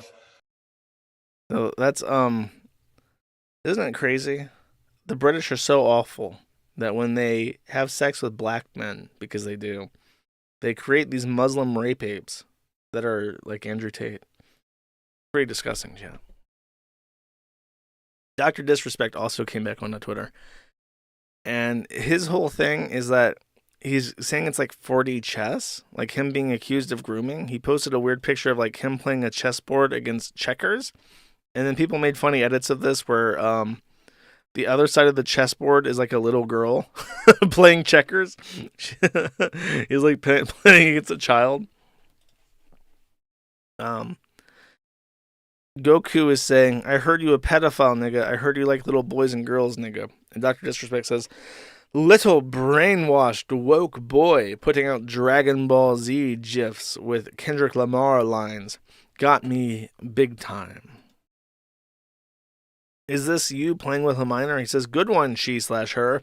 The internet will never fix your real threat, depression. So he's trying to make a comeback. I guess, I don't know. Maybe our boy Eddie at stake.us got him. He's going to hook him up with another kick deal. That's about it. That's all he did. The Rekieta case has progressed slightly. There's a new filing, and it has been reduced to this the following bullet points by Autistic Right. 1. The hearing regarding custody. So there's 3 ongoing cases, to be clear. He is still being sued by Montegraph. That's a civil case, case number 1. He is being prosecuted by the state of Minnesota for drug possession charges and child endangerment charges. That is case number 2. Off in its own little world is the family court case, where he is basically suing his own children. It's kind of a weird thing how the child custody cases work, because it's independent from the criminal charges. It has its own rules. And it's sort of this weird thing where the state both takes custody of the child and acts in their well-being against their own parents. So it is technically like a state level thing, but it's different from the criminal thing, and it's kind of you versus your own kids, and with your kids being represented by the government, which is why these sorts of cases have a very, very bad reputation in public discourse. But it is proceeding that way, and the bullet points go. There was a hearing on the 20th of May. Rekita preemptively stated that the children were not aware of any presence of drugs or drug use, and if they had tested positive, it was due to secondary exposure. Rekita says that he and Kayla spent the weekend cleaning the house like a bucko, and that the condition was far better than the original visit, which implies that he's admitting that he was living in a filthy shithole. I remind absolutely everybody that the laws of Minnesota would permit him to consent to the release of the body cam footage at any time.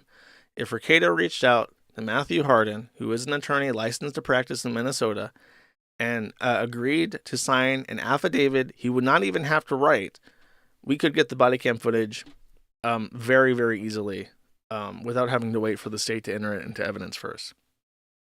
It would still cost money to get it redacted and put together, but he could do it. He could expedite this at a moment's notice. Rekita deliberately chooses, number one, to refuse to do this. And he doesn't just refuse to do this. He lies. He says that this is not how it works. You can read Minnesota law. It absolutely does work this way. He can consent to it. And from what I understand, everybody who doesn't consent to the release would be censored. So all the kids would automatically be censored by the state before we even receive it. Kayla and April would both be censored out. Like the way that it works is because of how the consent process works. For instance, there's a similar case where there was a bus robbery. And there was a big debate over if the bus CCTV should be released because of the privacy of the victims. 2 people consented to the release of the footage. So when the state released the footage of the bus robbery, they censored everybody except the 2 who were in it. So you could still see the robbery, you could still see the crime, but the footage was able to be released, redacted. So all we need is one person. Even theoretically, the cops could consent to the release of the footage. But for sure, Rekita could. And the implication would then be that everybody else would be censored. So if there's any kids in it, they'd be censored. They might even redact any segment of the video that has kids in it completely. I'm not sure how that works precisely. I just know that if he wanted to allow people to see the inside condition of his home and where the firearms were kept and his bedroom, and completely clear off any doubt whatsoever about if his kids were living in substandard filthy conditions, he could 100% do that at any time. At any time, at will, he could communicate to Harden, who he knows how to contact, and sign an affidavit to allow the release of the footage, which would be redacted for privacy for everybody except him. And he chooses not to, and he lies about it. He lies that he has the ability to do this. He 100% does. And he lies a lot. It's actually kind of shocking when you listen to him to hear how often he just blatantly, flagrantly lies about everything. Things that are immediately contradicted by public record. Things are immediately contradicted by statutes in his own state that he's licensed to practice in. The dude lies like it's second nature now, which I think is a skill that any druggie picks up. There's something about drug addicts when they get addicted to something, they just pick up lying as a second language. It's really crazy. And he's very flippant about it too. He'll just make lies that could be contradicted in a second. But the effort, that what the liar realizes, a professional liar knows, is that when you start lying, the amount of effort it takes for somebody to rebut a lie is 20-fold what it cost in time and effort to make the lie. So his thought process is, if I just lie continuously, nobody can contradict me because nobody has the time of a fucking day to sit down and really go line by line. If Rekita thinks I'm wrong, I challenge him to submit approval and consent regardless. Because if I'm wrong, then we'll submit it to the clerk and say, look, he consented to it. There's no reason to withhold it anymore. And then we'll either be told that's not how it works, in which case Rekita vindicated, lawyer of the year, figured it out, or we'll get what we want. And theoretically, if that happens, he says that there's no issue with the house. The kids were living in a good condition.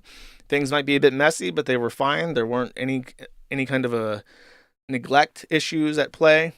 Should be okay. It's win-win based off what he says.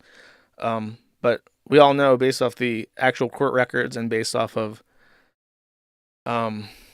what's been submitted as evidence and basically implied correct by his own admissions, is that the house is filth, and he definitely doesn't want anyone to see it.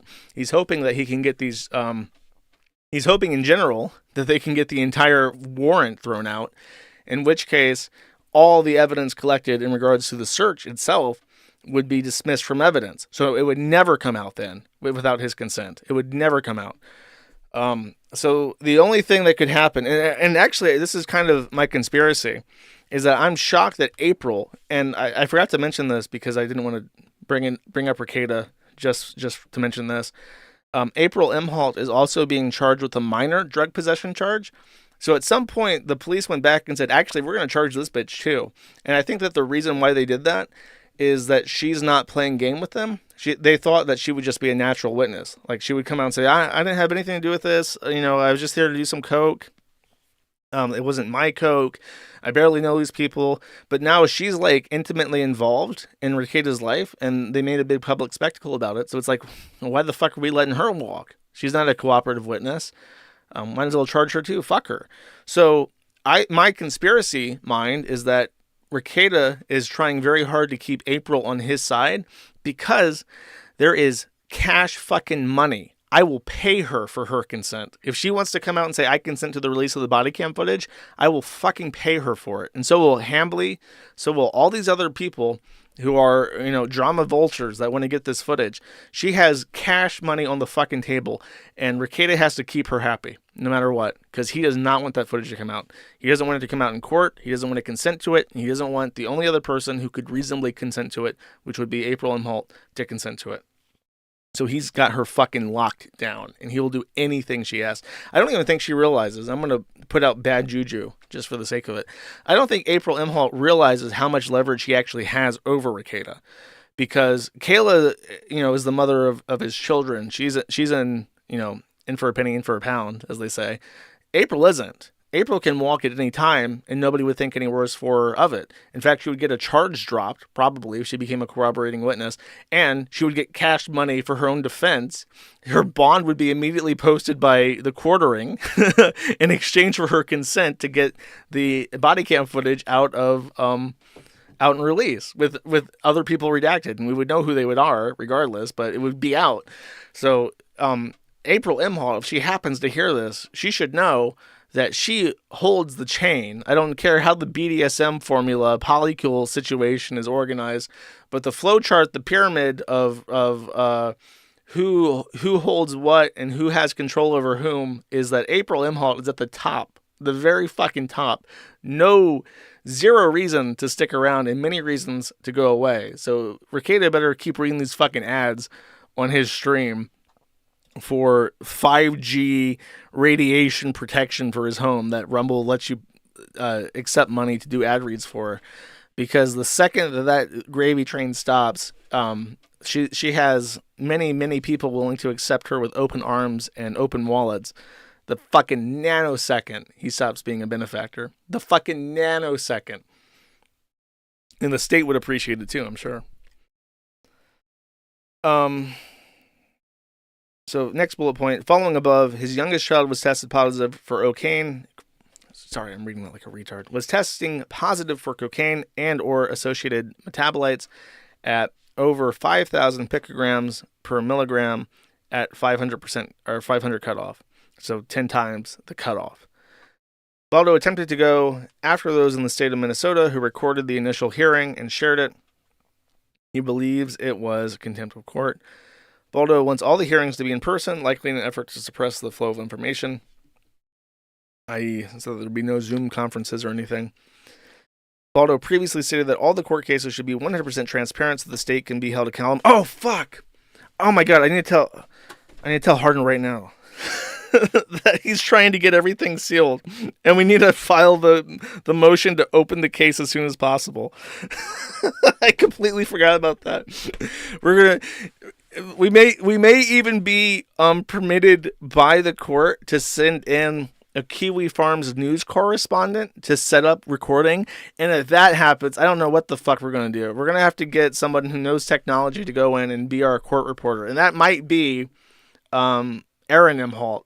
We might need to call upon the the Dark Jester himself and say, look, I know you're in the business. You know how to set up a recording booth. Can you go into the courthouse as the Kiwi correspondent and record it for us? I will. Listen, I might show up in person. I might fly back. I might send in Hardin. Hardin might show up with a caravan, and I'll have to guide him through over a call how to set up a video recorder and broadcast it to the internet. Listen, we have genuine public interest here, and it's gonna fucking happen. And he can whinge about it all he wants, but we're making it happen. Baldo wants to go after those in the state of Minnesota who recorded the initial hearing and shared it because he believes it was contempt of court. Baldo wants all hearings to be in person. I already read that. Baldo previously said that the court case should be 100% transparent. Well, I know that. So yeah, basically he's a fucking hypocrite. He says, I want everything to be out in the open. Everything should be out in the open. And then he goes, no. I don't want anything to be out in the open. That would be bad. And then he just uses his children. That's fucking sickening, by the way, how he uses his children as like a defense. No, we can't have transparency in this case where I claim I'm being 100% transparent because that would be dangerous to my kids. Well, who was fucking doing cocaine around your kids, dipshit? He's so fucking dishonest with that shit. It's crazy. And then finally with Sectorite news. Brief update on the Ralphamale. Ralph claims that he has beautiful handwriting, by the way. I'm sure that's not just an e-signature from Adobe. He has retained an attorney in New York to fight for his right to visit Cozy Rosie. So a man who makes no fucking money, who basically only lives out of spite right now, is trying his best to ensure that he has a privilege to annoy the fuck out of May's family, basically. In the same way that you can kind of like jam his finger into the ear of the Vickers and allow himself to see Xander like once every 6 months whenever he saved up enough pesos or whatever to make it there.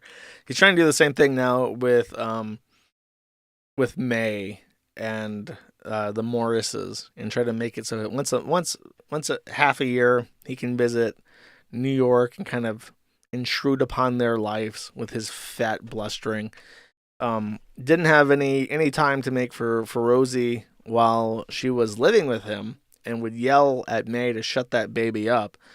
But now that she's gone and he's upset about her being gone and that she's capable of living life without him, he's going to try and once again intrude on their moving on by under the guise of parental rights.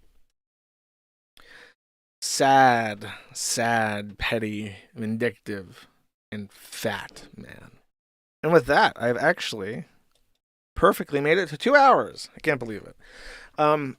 I have some threads pulled up that I'm not going to read on this stream, but I think that one thing that I've done that has been a disadvantage or an ill service to my streams is that when people write threads, they tend to post these threads in the community happenings area, and then I never bother to read them on stream. So I'm going to try to make more of an effort to read new threads as they come in, because it would be a nice change of pace. It would break up like the usual suspects as they were, and maybe bring something fresh, chat, something fresh. I'll try this. Any Bossman update? Shit. I don't think so. I think he's trying. I don't get tagged for Bossman updates anymore because he's basically just cycling through and burning out all of his sponsors. He got kicked out of how.gg and is now working with, or was trying to work with, some CSGO Skinnerbox gambling site. So I don't know where he's at. He's basically just, fuck it, let's just pull up his thread actually.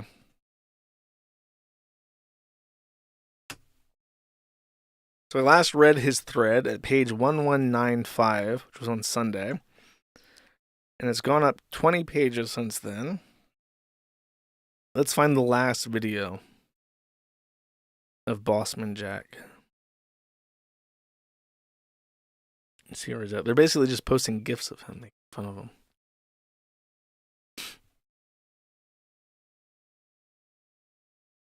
Okay, here's a video. No, that's like a meme. Clip of tonight. His literacy never ceases to amaze me. Okay, let's see what this is. Warning. Warning. Bossman Jack content coming up. Oh, they can hide anything, bro. Well, they're not audited. There's no one watching them. Scowcirc, whatever your name is. There's no one auditing it. You didn't know that? It's probably fair. Probably. With a V. Research what that is. Probably. Whole table law. It's provably Bossman. Oh, I guess he's on Rainbet again. He's trying really hard to get back his Rainbet sponsorship. He burned through them because he just had one of his crack-fueled spurg outs where he just said they're all rigged and shit. And they're like, well, why are we paying you to say that our casino is rigged? Fuck off. Dude, that's so many subs. That's like 1,600. I'm going to get jelly here in a second. Let's see that. 1,600 times 5. And I think that creators on Twitch get... That's $5,200 a month. Bro, that's fucking bullshit. That's a jip, man. How's he making so much? Oh, well. That's it. He's just on Rainbet. He's doing the same thing he's always doing. Okay, I'll now do the super chats, and then for outro song, I have a brand new, I think it's a brand new song or a brand new single, maybe a new album from Rome, which is the Luxembourgish neo-folk band. They made a couple songs. They made a song about Rhodesia, and they made a song about Kali Yuga. Not that one. There's 2 songs about Kali Yuga. They're both good, though. So I'll be playing that. All right, let's start with the super berries. Ballistic Characteristic for $20 says, hope you're having a good day. Can't watch live because I'm going camping, but I want to say I look forward to every stream. Well, have fun camping. Sounds fun, actually. Going out in the woods and shit. Kind of jealous, actually. They don't have pizza out camping, though. I guess you can bring your own dough. You can make like a cast iron pizza. It sounds good. Schneidberg Stein Goldman for $100 says, happy pizza day, and I'm absolutely famished right fucking now, so this is a torturous message, but thank you very much, Schneidberg Stein Goldman. Anime Sex Cope and Sneed for $10 says, nothing, continuing his streak of amazing super chat messages, a real improvement. It's kind of iffy at first, but he's been moving on up in the list. Wigger Wagner for 10 says, YouTube link, which I'm going to try to open up. I don't know what this is. This is an unlisted video by Rudolph Branchies? I'm very suspicious of this video.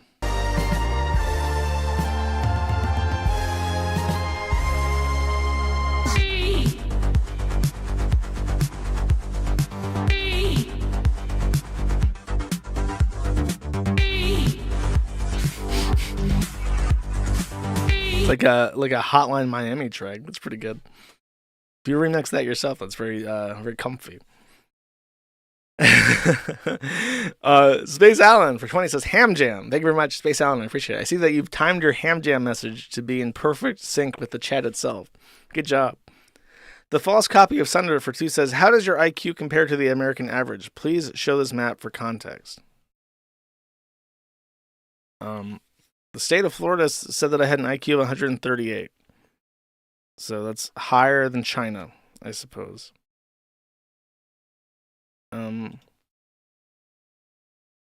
Wow, 62, huh? Now, I was watching a video about how...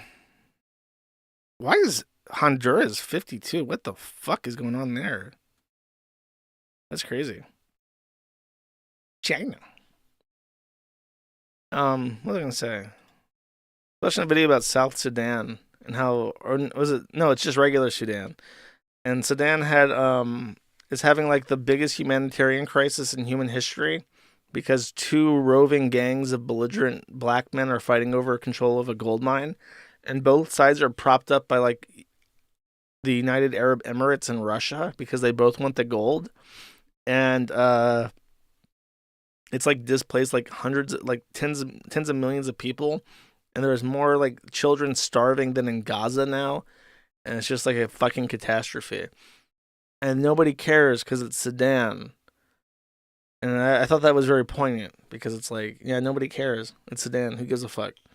I don't know why we pretend to care about Gaza. I think the only reason why we pretend to care about Gaza is because ostensibly white people, the Israelis, are killing them.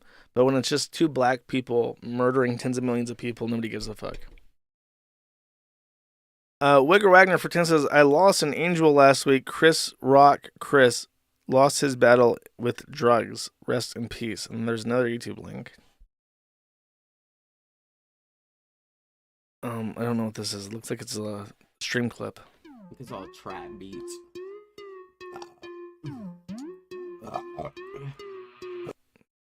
So this guy is like a stake.com, crypto.com sponsored gambling streamer who just belches into his microphone continuously. I hope I get to see him die on stream after hearing him burp. Here we go, nigga. More cold, nigga. You already know, nigga. What I do, nigga. Hetero alpha god. I shoot you, nigga. I don't play games. I don't red eye, old. Got a pack coming. This guy just says fire. I don't know about that, brother. It's not quite as good as the first song. TB Deluxe for 2 says, Josh, you ever watch Bruce Rivers? He's the criminal lawyer. Who is he? Bruce Rivers, he's the criminal lawyer. And what does he do? He's going to react to all the self-snitching. Oh. No, I have never heard of or watched Bruce Rivers, the criminal lawyer. Sorry. Triskies for 2 says, Hail Jersh, suffer bongs, based and true. Bunker Housing for 5 says, so give us your take. Was there the attempt on Trump a setup or just an ordinary incompetence with the FBI acting as Thompson and Thompson? Kind of hard to say. I can imagine, I don't know. You know, the government is pretty fucking incompetent, but they do also want him dead. I can believe either, honestly. I don't really have a strong opinion. It's like a 50-50. Like, the end result is the same. Cool for 5 says, please read 1 through 3, Book of Enoch, chapter 13. Okay.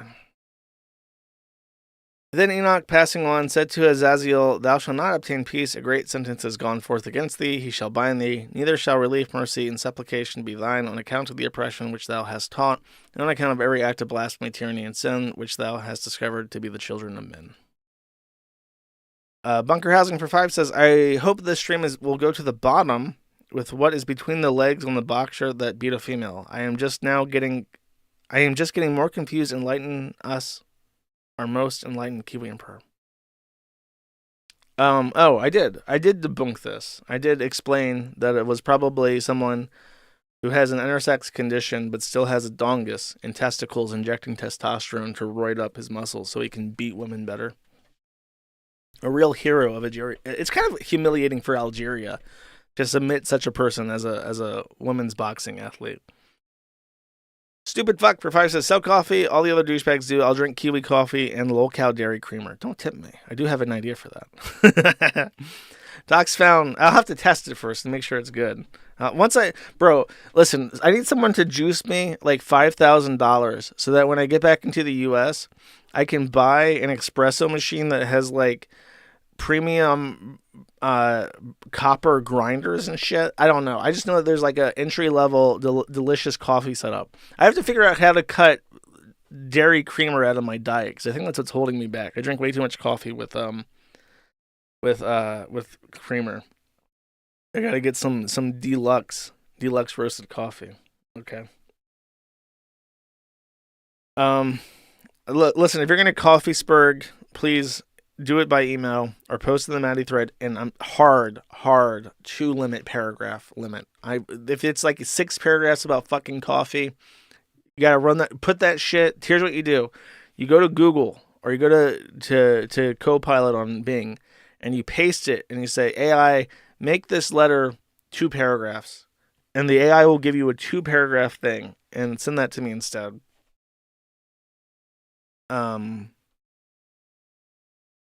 Docs Found for 5 says, I'm in Tennessee. I sent you an email Monday. Let me know if the thing in Florida doesn't work out. I have a list of unread emails. I'll get back to you for sure. Agent Herman for 5 says, I binged the entire card posting dog whistle series, and it's all your fault. Happy to help a fellow creator on YouTube out. Hope everyone enjoys the card posting content. Bunker Housing for 2 says, the Brits are finally going to riot tomorrow. Will this weaken your hard heart towards the British? No. They caused it. Why am I supposed to be happy for them? Oh, congratulations. You're rioting against the fucking thing you caused. Cool. Ace of Speds for 10 says, this is tax-free, so it will not hurt the economy. TWU. Unfortunately, a portion of your super chat will go directly into the mouths of hungry indigenous trans folks who need it the most, as ordained by your government. Red Eyes Black Dragon for 2 says, I can't believe that guy Justin is actually married to the legendary Pokemon Reshiram. It's true, he is. Unfortunately, he was also eaten and shit out by the legendary Pokemon Reshiram. Casting Couch Crab for 5 says, if you could take the red pill or the blue pill, which one would it be? I don't think anyone would choose the blue pill. Kind of makes you sound like a faggot. Bunker Housing for 2 says, you remember when that game reviews tranny said he was pregnant on Yahtzee's live stream? Yahtzee looked disturbed. You talked about it in this show. It was fun to watch. Yeah, that was Jim Sterling, bro. Jim Sterling was a co-worker of Ben Yahtzee Croshaw. And so when he decided to set up Second Win and invited his old co-worker to show up on stream, he thought it would be like, you know, shooting the shit about old times and working for the Escapist. And instead he got this seriously mentally deranged fat tranny hitting on him, like literally sexually harassing him and talking about making butt babies and shit. And Yahtzee, you know, who's, I think, tries to avoid the internet like the plague, except when he uploads videos to it to make money, was actually like shocked and disgusted by the obvious and unignorable deterioration of someone that he had known but hadn't maintained contact with for over a decade. Yeah, I very distinctly remember that. Malacalypse the Younger for $20 says, for your consideration, next time you're on a useless mouths rant. Okay. It's a weird YouTube video. If I had been born thousands of years ago, I would have literally killed to get my food. Would I be a criminal then? Walmart would be happy to replace each and every one of us with disabled obese EBT so that they could make more money. People go there every day and use our tax money to buy fucking Reese's Puffs to feed their fat retarded kids. It gives them all the energy they need to sit in public school for 7 hours every day and watch TikTok on their phone. And that kid is going to grow up and have 4 kids who do the same thing. And Walmart loves it. They love it so much. They get to have an army of fat retards rolling around on Mart cart buying cereal. And when I go in there, and I take a little steak for free, I'm the bad guy. Right. Okay. They force me to check out my own groceries. And I'm the bad guy. A dozen eggs cost $6 and I'm the bad guy. I'm losing my fucking mind over here. My ancestors would have killed in order to eat, and I can't even walk out of the store with it without consulting a robot who's fucking recording me with the camera 6 inches away from my face. I live in a desolate wasteland of tar and cement and I'm the bad guy. I'm the criminal. There are criminals all around us, they've done so much pure evil and I can't take a little steak? A little free steak for dinner? What the fuck is your problem, you dumb motherfucker? They don't get paid. That's the issue. All you have to do is incorporate an LLC, and then you can sink your wages below the poverty line. Incorporate your house into an LLC. Then you too can be on EBT. Yeah, he needs to replace that AI voice with one of the other memeier ones, because it's kind of harsh. Is that Wormwood, the guy that does the comics? They made that video? Seems like it. There you go. I did watch the entire thing. It was interesting. I enjoy these kind of dystopian, like, mindfuck videos. Brown Boy Soup for 5 says, all censored words in your clips need to be the chirp or when the neighbor said, or when the neighbor word is said. I don't know what that second part of that sentence means. I don't like the chirp. It's too loud. Make it the prrrr sound. I like that better. Gormless Wonderful says, I've been told Yahtzee's books are actually great. He has fans who don't even know about his gaming persona. Will save the galaxy for food and jam get high praise. I did not know that his books were considered really good. I've never heard that before. That is interesting.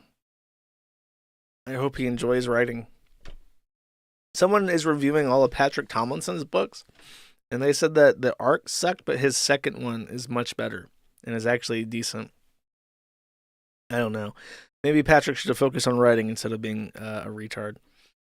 Bunker Housing for 3 says, check out Miracle of Sound. There was a thing that is cropped out of the Escapist magazine. Some of his songs are good. Also good lyrics.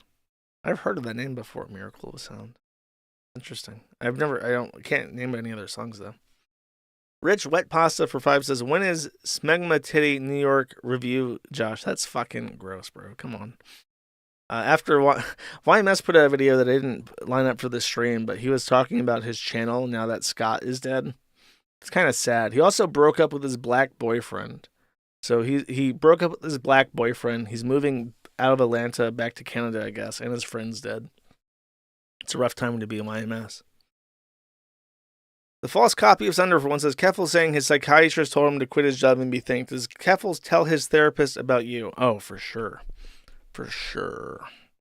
He will always remember the sound of my voice, as docile and weird as it is. Colst for 5 says, please enter your gender into the forum, writes in porn addicted. It's an interesting third choice. Maybe we can compromise. We won't have other, we'll just have porn addict. Holy Hal for 10 says, hope you're having a good day, Josh. You're my nibba always and forever. Thank you very much, Holy Hal. I appreciate it. Zen Suppa for 5 says, Josh, why do you know all this? I don't know what that's in reference to, but I run a website that's very bad for your mental health, in case you're curious. Sneed McGee for 1 says, did Sam High say kiwi or can we? Kiwi. Like, blatantly, fucking obviously. If you disagree, you're retarded. Ace of Speds for 1 says, buy a pizza for your pizza. Ooh. What a wonderful idea. Nothing more than doubling up on it. What's better than more of a good thing, chat? Thank you. 11th Circuit for 2 says, took the bar exam this week. It sucked. The fact that even Rekita could pass keeps me optimistic. And then there is a Catbox link. I wish you luck on your bar exam. I don't know what this is.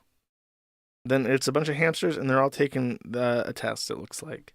It's very cute. Yeah, I imagine the bar, it probably depends on your state a lot. Like, the states that are more desperate to have attorneys probably have easier tests. The ones that have a lot of competition, like California, New York, and Florida, probably have really hard ones. Good luck, though. Haramburger for 2 says, it's $2, not one child, and not every message is made to make fun of you. Wrong again, stalker. This mischaracterization will not stand. Enjoy viewership in prison. Sorry, bro. I tried my best. Look, it's hard for me on a day-to-day basis to keep my mind together, but I do try. Wigger Wagner for 5 says, Josh, when will you learn? Even Ethan Ralph and Brianna Wu are both living tax-free pilled. Talk to your financial advisor about tax-free tips. Bro, I've been thinking about the charity for a while. It hasn't happened yet, but it's on my mind. One day, we'll think of a way to live tax-free. John D90 for 10 says, hey, Josh, hope you're doing well and happy pizza day. Also, check out this short clip. The ending is great. Okay, let's see it.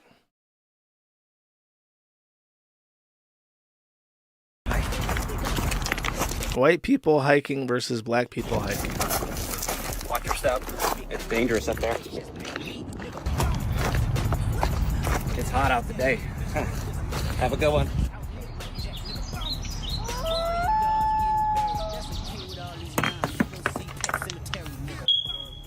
Oh no! The chirp is coming. Coming. I don't get it. What's the point of hiking, though? I think it's just a setup to hear the chirp, I think.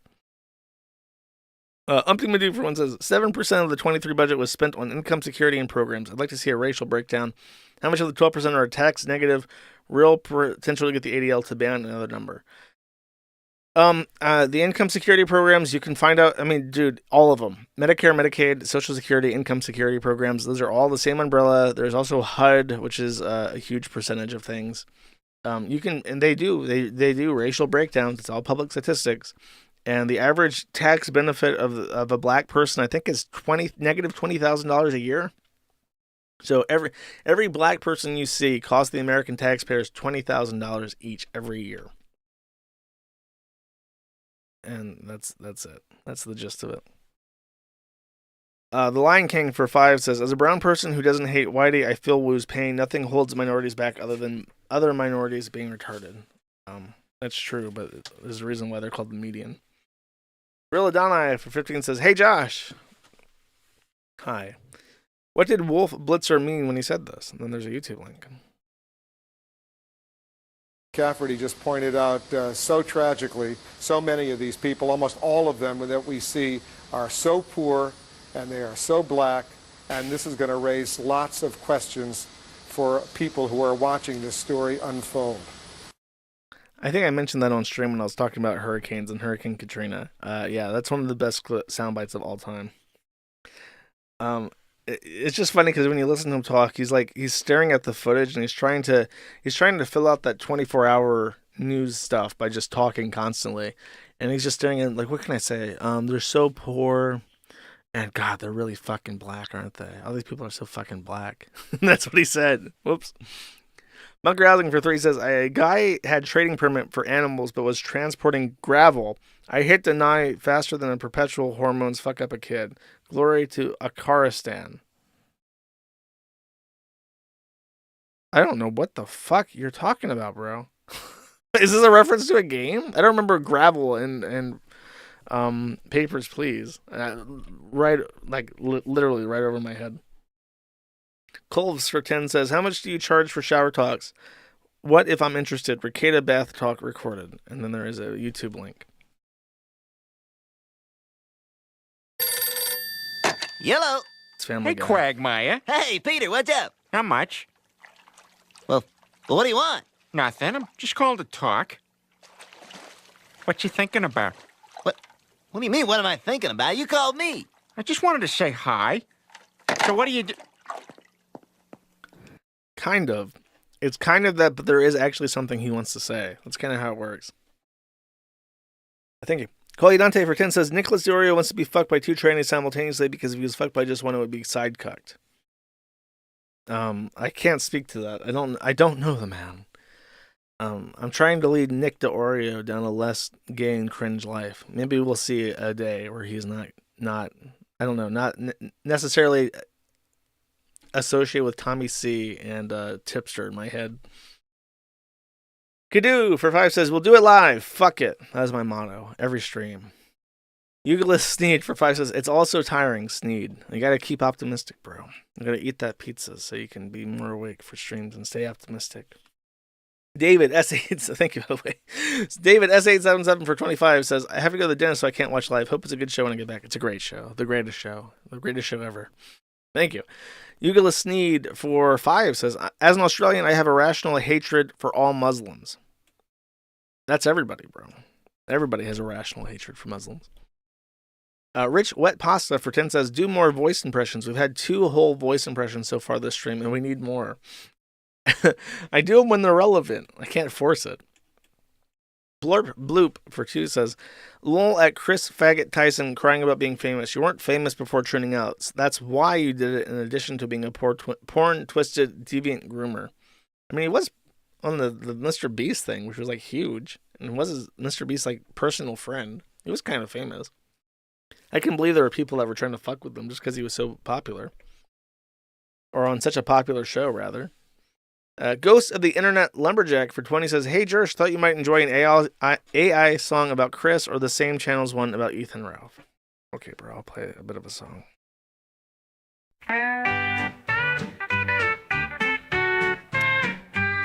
There once was a girl named Christine, in fair Ruckersville where we lay our scene. Now for trolls and fakes she might have been quite the sucker, but no one can deny she was one real motherfucker. Christine, go play your Lego today. I did hear this. I think you sent this directly to me on the forum. It's pretty good as far as the AI. I'm the best at making the AI music, but it's pretty good for AI. Thank you very much. He Deedly, for one, says, Illuminaughtii looks more like proto-Abby Lee Miller from Dance Moms. Bro, that's a fucking...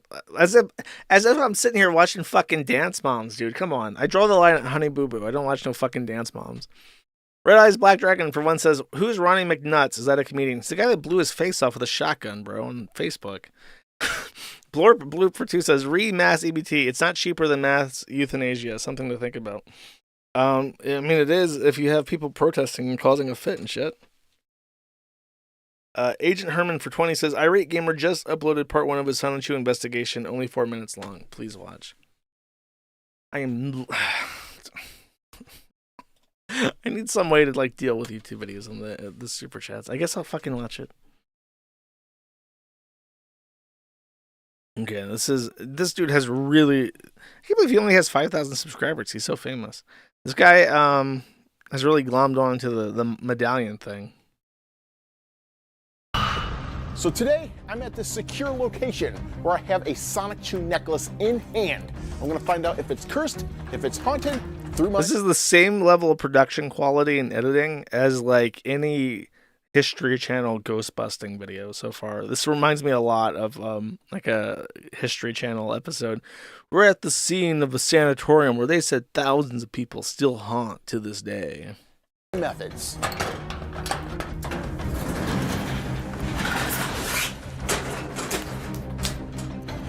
As you can see, He even rented like a storage locker to contain the medallion in. This is crazy. He really is going all out. Set the stage to put the Sonic Chew necklace inside this secure case, and we're going to test this out to see if it's haunted or cursed or what have you. So here we have a Sonic Chew necklace that a fan sent to me. Ooh, Lavender Town music. Now we're talking. 14, back when Chris Chan first started making these, and I think that is key because the earlier ones are probably more potent with if he has dark entities that are attaching themselves to these things. So I want to open this very carefully, and I want to treat this as a real cursed object. I don't want to take... This guy is so full of shit. He's very funny, though. Take all the precautions I can with something. But this is like 1080p, 60 frames per second. This is better than this is like, you're paying for History Channel HD. Like this. So, all right, here it is. Oh, you can't see it 60 frames per second, but it is. In this case. Oof. And as you can see, it's a little broken.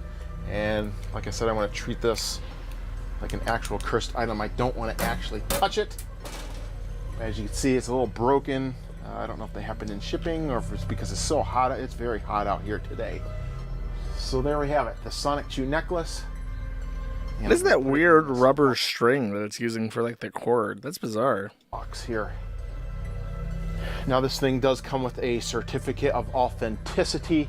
As you can see, it says 2000. I have an identical one of these. Chris gave me a certificate of authenticity for the iPhone that I have that he sent me. 14. It's one of the first ones that he ever made, and it's number 104 out of 200. So as you can see here, I have a variety of tools that I want to test out on this medallion. Hopefully we'll get something. That's what I can't wait to see. All right, so for the first test, I have some EDI meters. These register... Oh, he's going to check and see what its thetanus level are. Electromagnetic spiking that a spirit will do if it's in an area. I want to strongly advise anyone from doing what I'm about to do, because I'm going to... He's a professional chap. The demons that are attached to Chris Chan through this necklace. And if you don't know how to purify yourself from things like this, attachments like that, this could be a dangerous situation. Alrighty, so this necklace I know is kind of connected with Chris Chan. And I know he's got some demons. I'm going to use this necklace as a gateway. This looks like they cost like $200 or something, like off of Amazon. This looks expensive. It's like that scene in Jurassic Park where the kid picks up the night vision goggles, and the Jewish lawyer guy is like, "Are they heavy? Then they're expensive. Put them down." I'm looking at these. I'm like, "Yeah, they look heavy and they look expensive." To Chris Chan to interact with these dark entities that are hovering around Chris Chan, I want you to spike one of these meters if you are here now. He did buy 2 for accuracy. Where they going? Any kind of reading. You want a platform? This is your platform. You got a lot of people watching you. We're all watching, chat. 3,000. Want to make yourselves known? Let's do it. Spike one of those meters. Let's have a conversation. That one says 93 and the other one says 90. Do you have anything to say for yourselves? Did you have anything to do with Nick Rekita? They're very static right now, chat. Did you have anything to do with iDubbbz? If you're hanging around that necklace, spike one of those meters now. The antenna are broken off the medallion, bro. You gotta put the antenna back on. Alright, doesn't look like I'm getting anything with the EDI meters, but I do have more tricks up my sleeve. Oh, to be continued. There'll be more of this. So they don't spike the EDI meters, but maybe they use some sort of other frequency, chat. We will find out in the next episode. Oh, I guess I'll watch all these now. I have to. Thank you. Blurp Bloop for one says, EBT is cheaper than the research into a time machine to prevent slave ships from ever landing on the shore. Something to think about. Probably, to be honest. Stephen Rith for 2 says, Suffabaldo. Thank you. I think he is. Literally nobody. XO for 2 says, saying a child can consent to changing their sex and saying a child can consent to sex are almost the exact same statement, and I don't get how someone can be for one but not the other. It's called mental retardation. It's called being a fucking moron. Tetrabax for 20 says, not all drug addicts lie. Some of us tell the truth because it's more unbelievable and therefore nobody puts the effort into challenging it. I mean, maybe. A lot of them like to lie to hide their addictions and shit. Thank you. Crispy Legs for 5 says, party hat emoji. I don't know what about, but thank you. Tetrabax for 20 says, I like the fresh ideas. There's lots out there and your perspective is interesting. I'm glad you think so. Thank you. Tetrabax for $100 says, another YouTube link, but I'm sort of contractually obligated to watch this one now. No warning of what it is either. Reaction to Little Caesars Pepsi Pineapple versus Coca-Cola Tropical review. This is 7 minutes long, bro. Why does this have 50 views? What is this? So this guy has like a pedophile gaming style like intro, and it's like, this is a 9x6 or 16x9 video with a 9x16 bumper. This is terrible. Hey YouTube. Oh Jesus. It's Michael Lambert here. I'm back once again with another reaction video. Why the fuck is this 16x9 and a 9x16 and a 16x9? That is crazy. Once again, I'm reacting to the Southern snack in this video. Little Caesars Pepsi Pineapple versus Coca-Cola Tropical review. So this guy is watching somebody do a review? Uploaded This is not, it's not him doing it. Now, why? If any notifications pop up during the video, I apologize and I will take care of them. Now let's get to this video. He has like an obvious like brain deformity. This man is Yakubian. This is not a white man.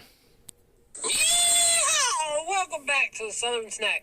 My life is too short to be serious. Alright, so we're going to do like a side-by-side kind of review. I guess I'm just going to post this as Why does he look so surprised and concerned by this? Pineapple Pepsi's back. Just a I don't know man. what the title's going to be, but Coca-Cola Why is he nodding so seriously to this? freestyle machines advertised pineapple flavored beverages. What the fuck is wrong with what? This guy is reacting to a man drink something in his car, and he's reacting like he's watching the World Trade Centers get hit for the first time. He's like, "Oh my god, I can't believe it! All those poor innocent people." Earlier this summer at Wawa, and if you mess around with the machine, you can still technically get this stuff. You just gotta play around. Just gotta go to Sprite. Gotta go to Coca-Cola. Now, Coca-Cola is a tropical flavor. As far as I can remember, when I tried it about a month or so ago. This is what I imagine the average voter in the U.S. looks like when Kamala Harris gets on stage and says, "Howdy, y'all, it's me, a Southern black woman, asking for your vote. We got to stop Donald Trump to save our democracy." Just imagine people like this who are literally cross-eyed, like nodding their head in agreement, like, yeah, we do have to stop Donald Trump to save our democracy. I have a feeling that this guy is overrepresented in society. I guess I'll watch a little bit. It was not great. It was not really all that What? pineapple. But I guess he just thinks that the key to reacting successfully is just to overreact as much as humanly fucking possible. Is their take on pineapple for Coke? I really don't know. Oh my. But yeah, right now they're doing some Olympic stuff. Wawa's got some beach themed. Yes. Minute Maid drinks and It's like agreeing, like it's important. Yeah, this guy's super low IQ. That's like at the very bottom edge. Thank you. I don't know if you're writing a thread on this guy or what, but yeah, he seems kind of out of it. He doesn't seem well there. Stand over 2 links COVID clarity status on Zitter, and it says,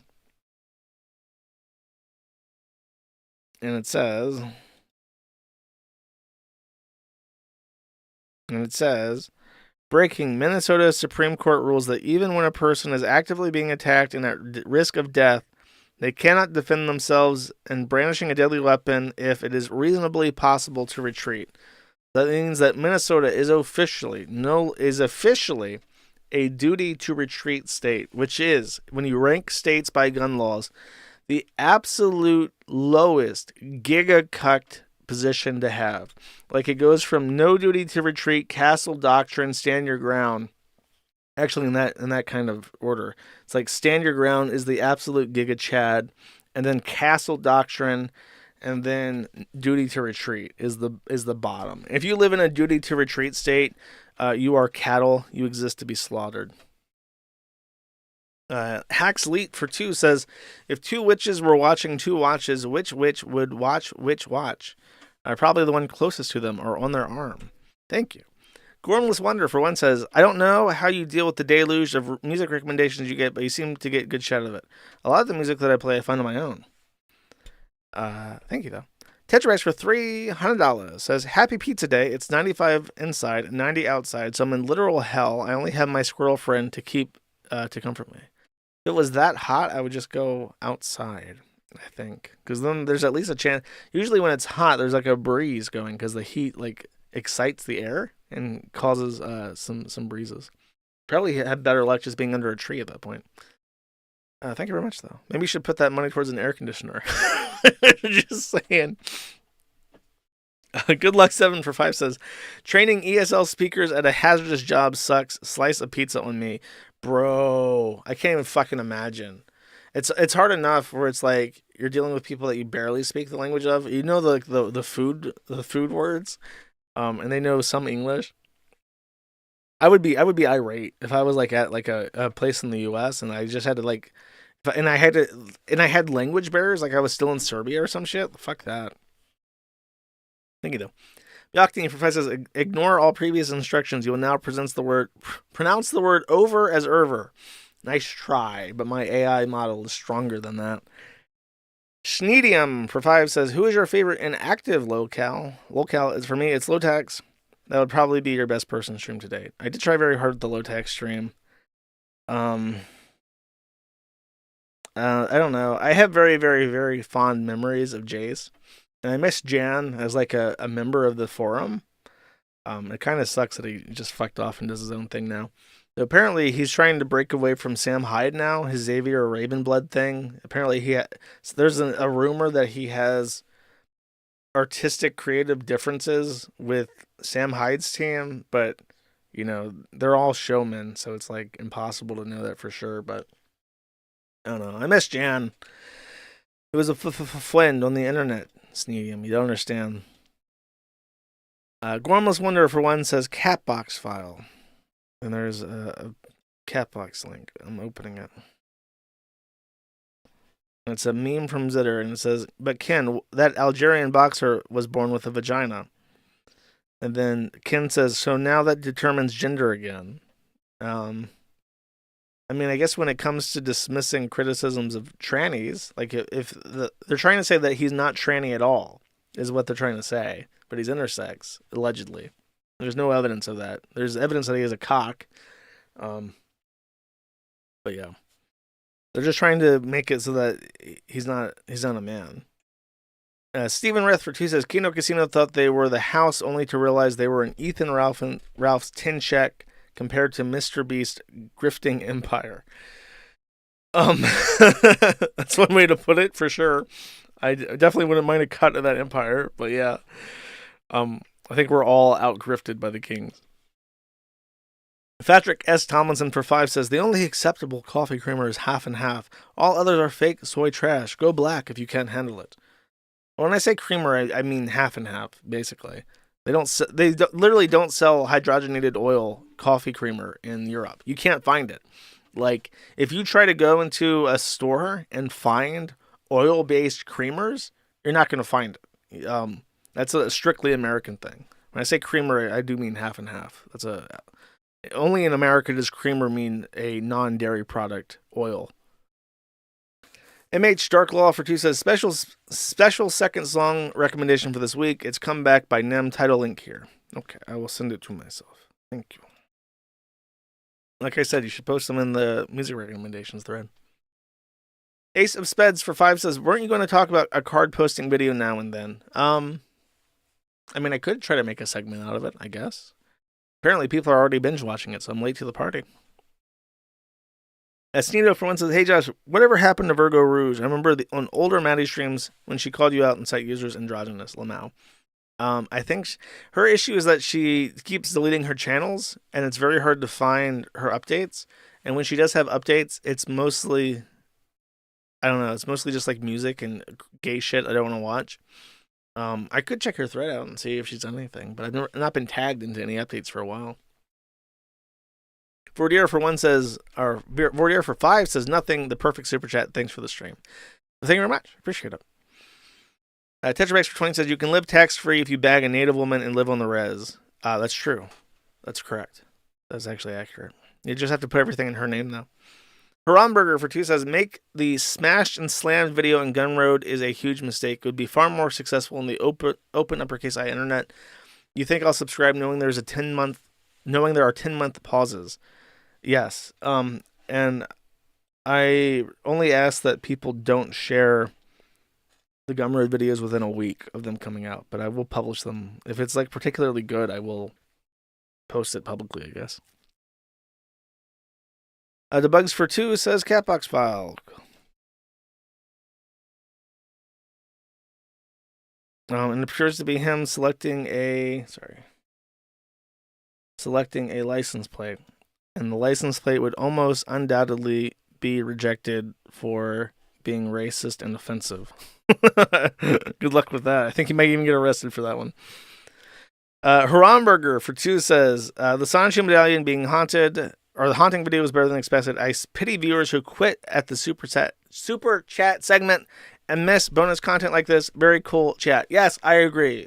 People should stick for the super chat segment. It doesn't suck as bad as people think it is. And it supports the show, obviously. Okay, I'm going to cut it off there so I can eat. I'm desperately hungry. I will see you guys on Tuesday. Have a great weekend. Thank you for sticking around. And again, this is Rome with their new song. And that song is called, I think it's First We Take Berlin. It is. First We Take Berlin by Rome. Bye-bye.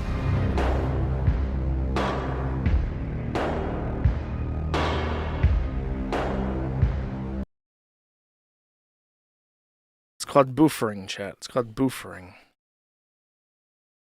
There we go.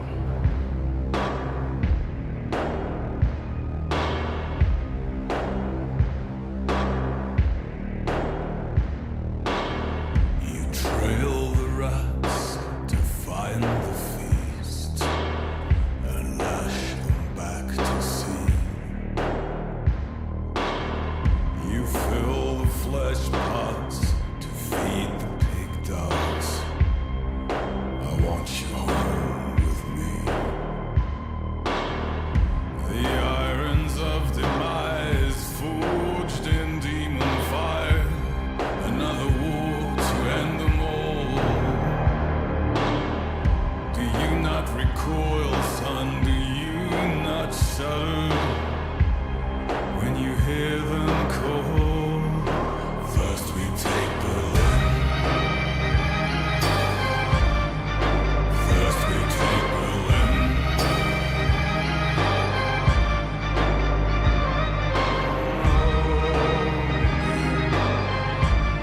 Do not think it over.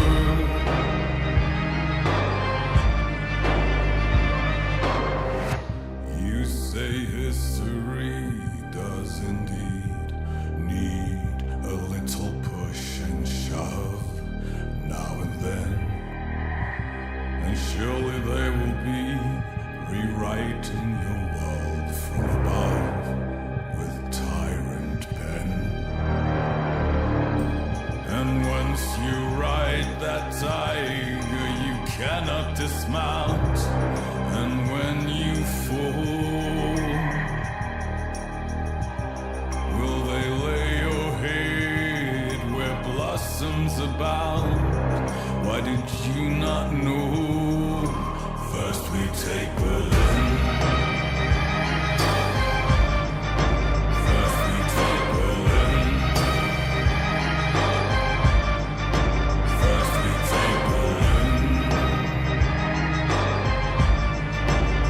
Do not think it over. First we take Berlin. Will the eagle rest in a circle of stars?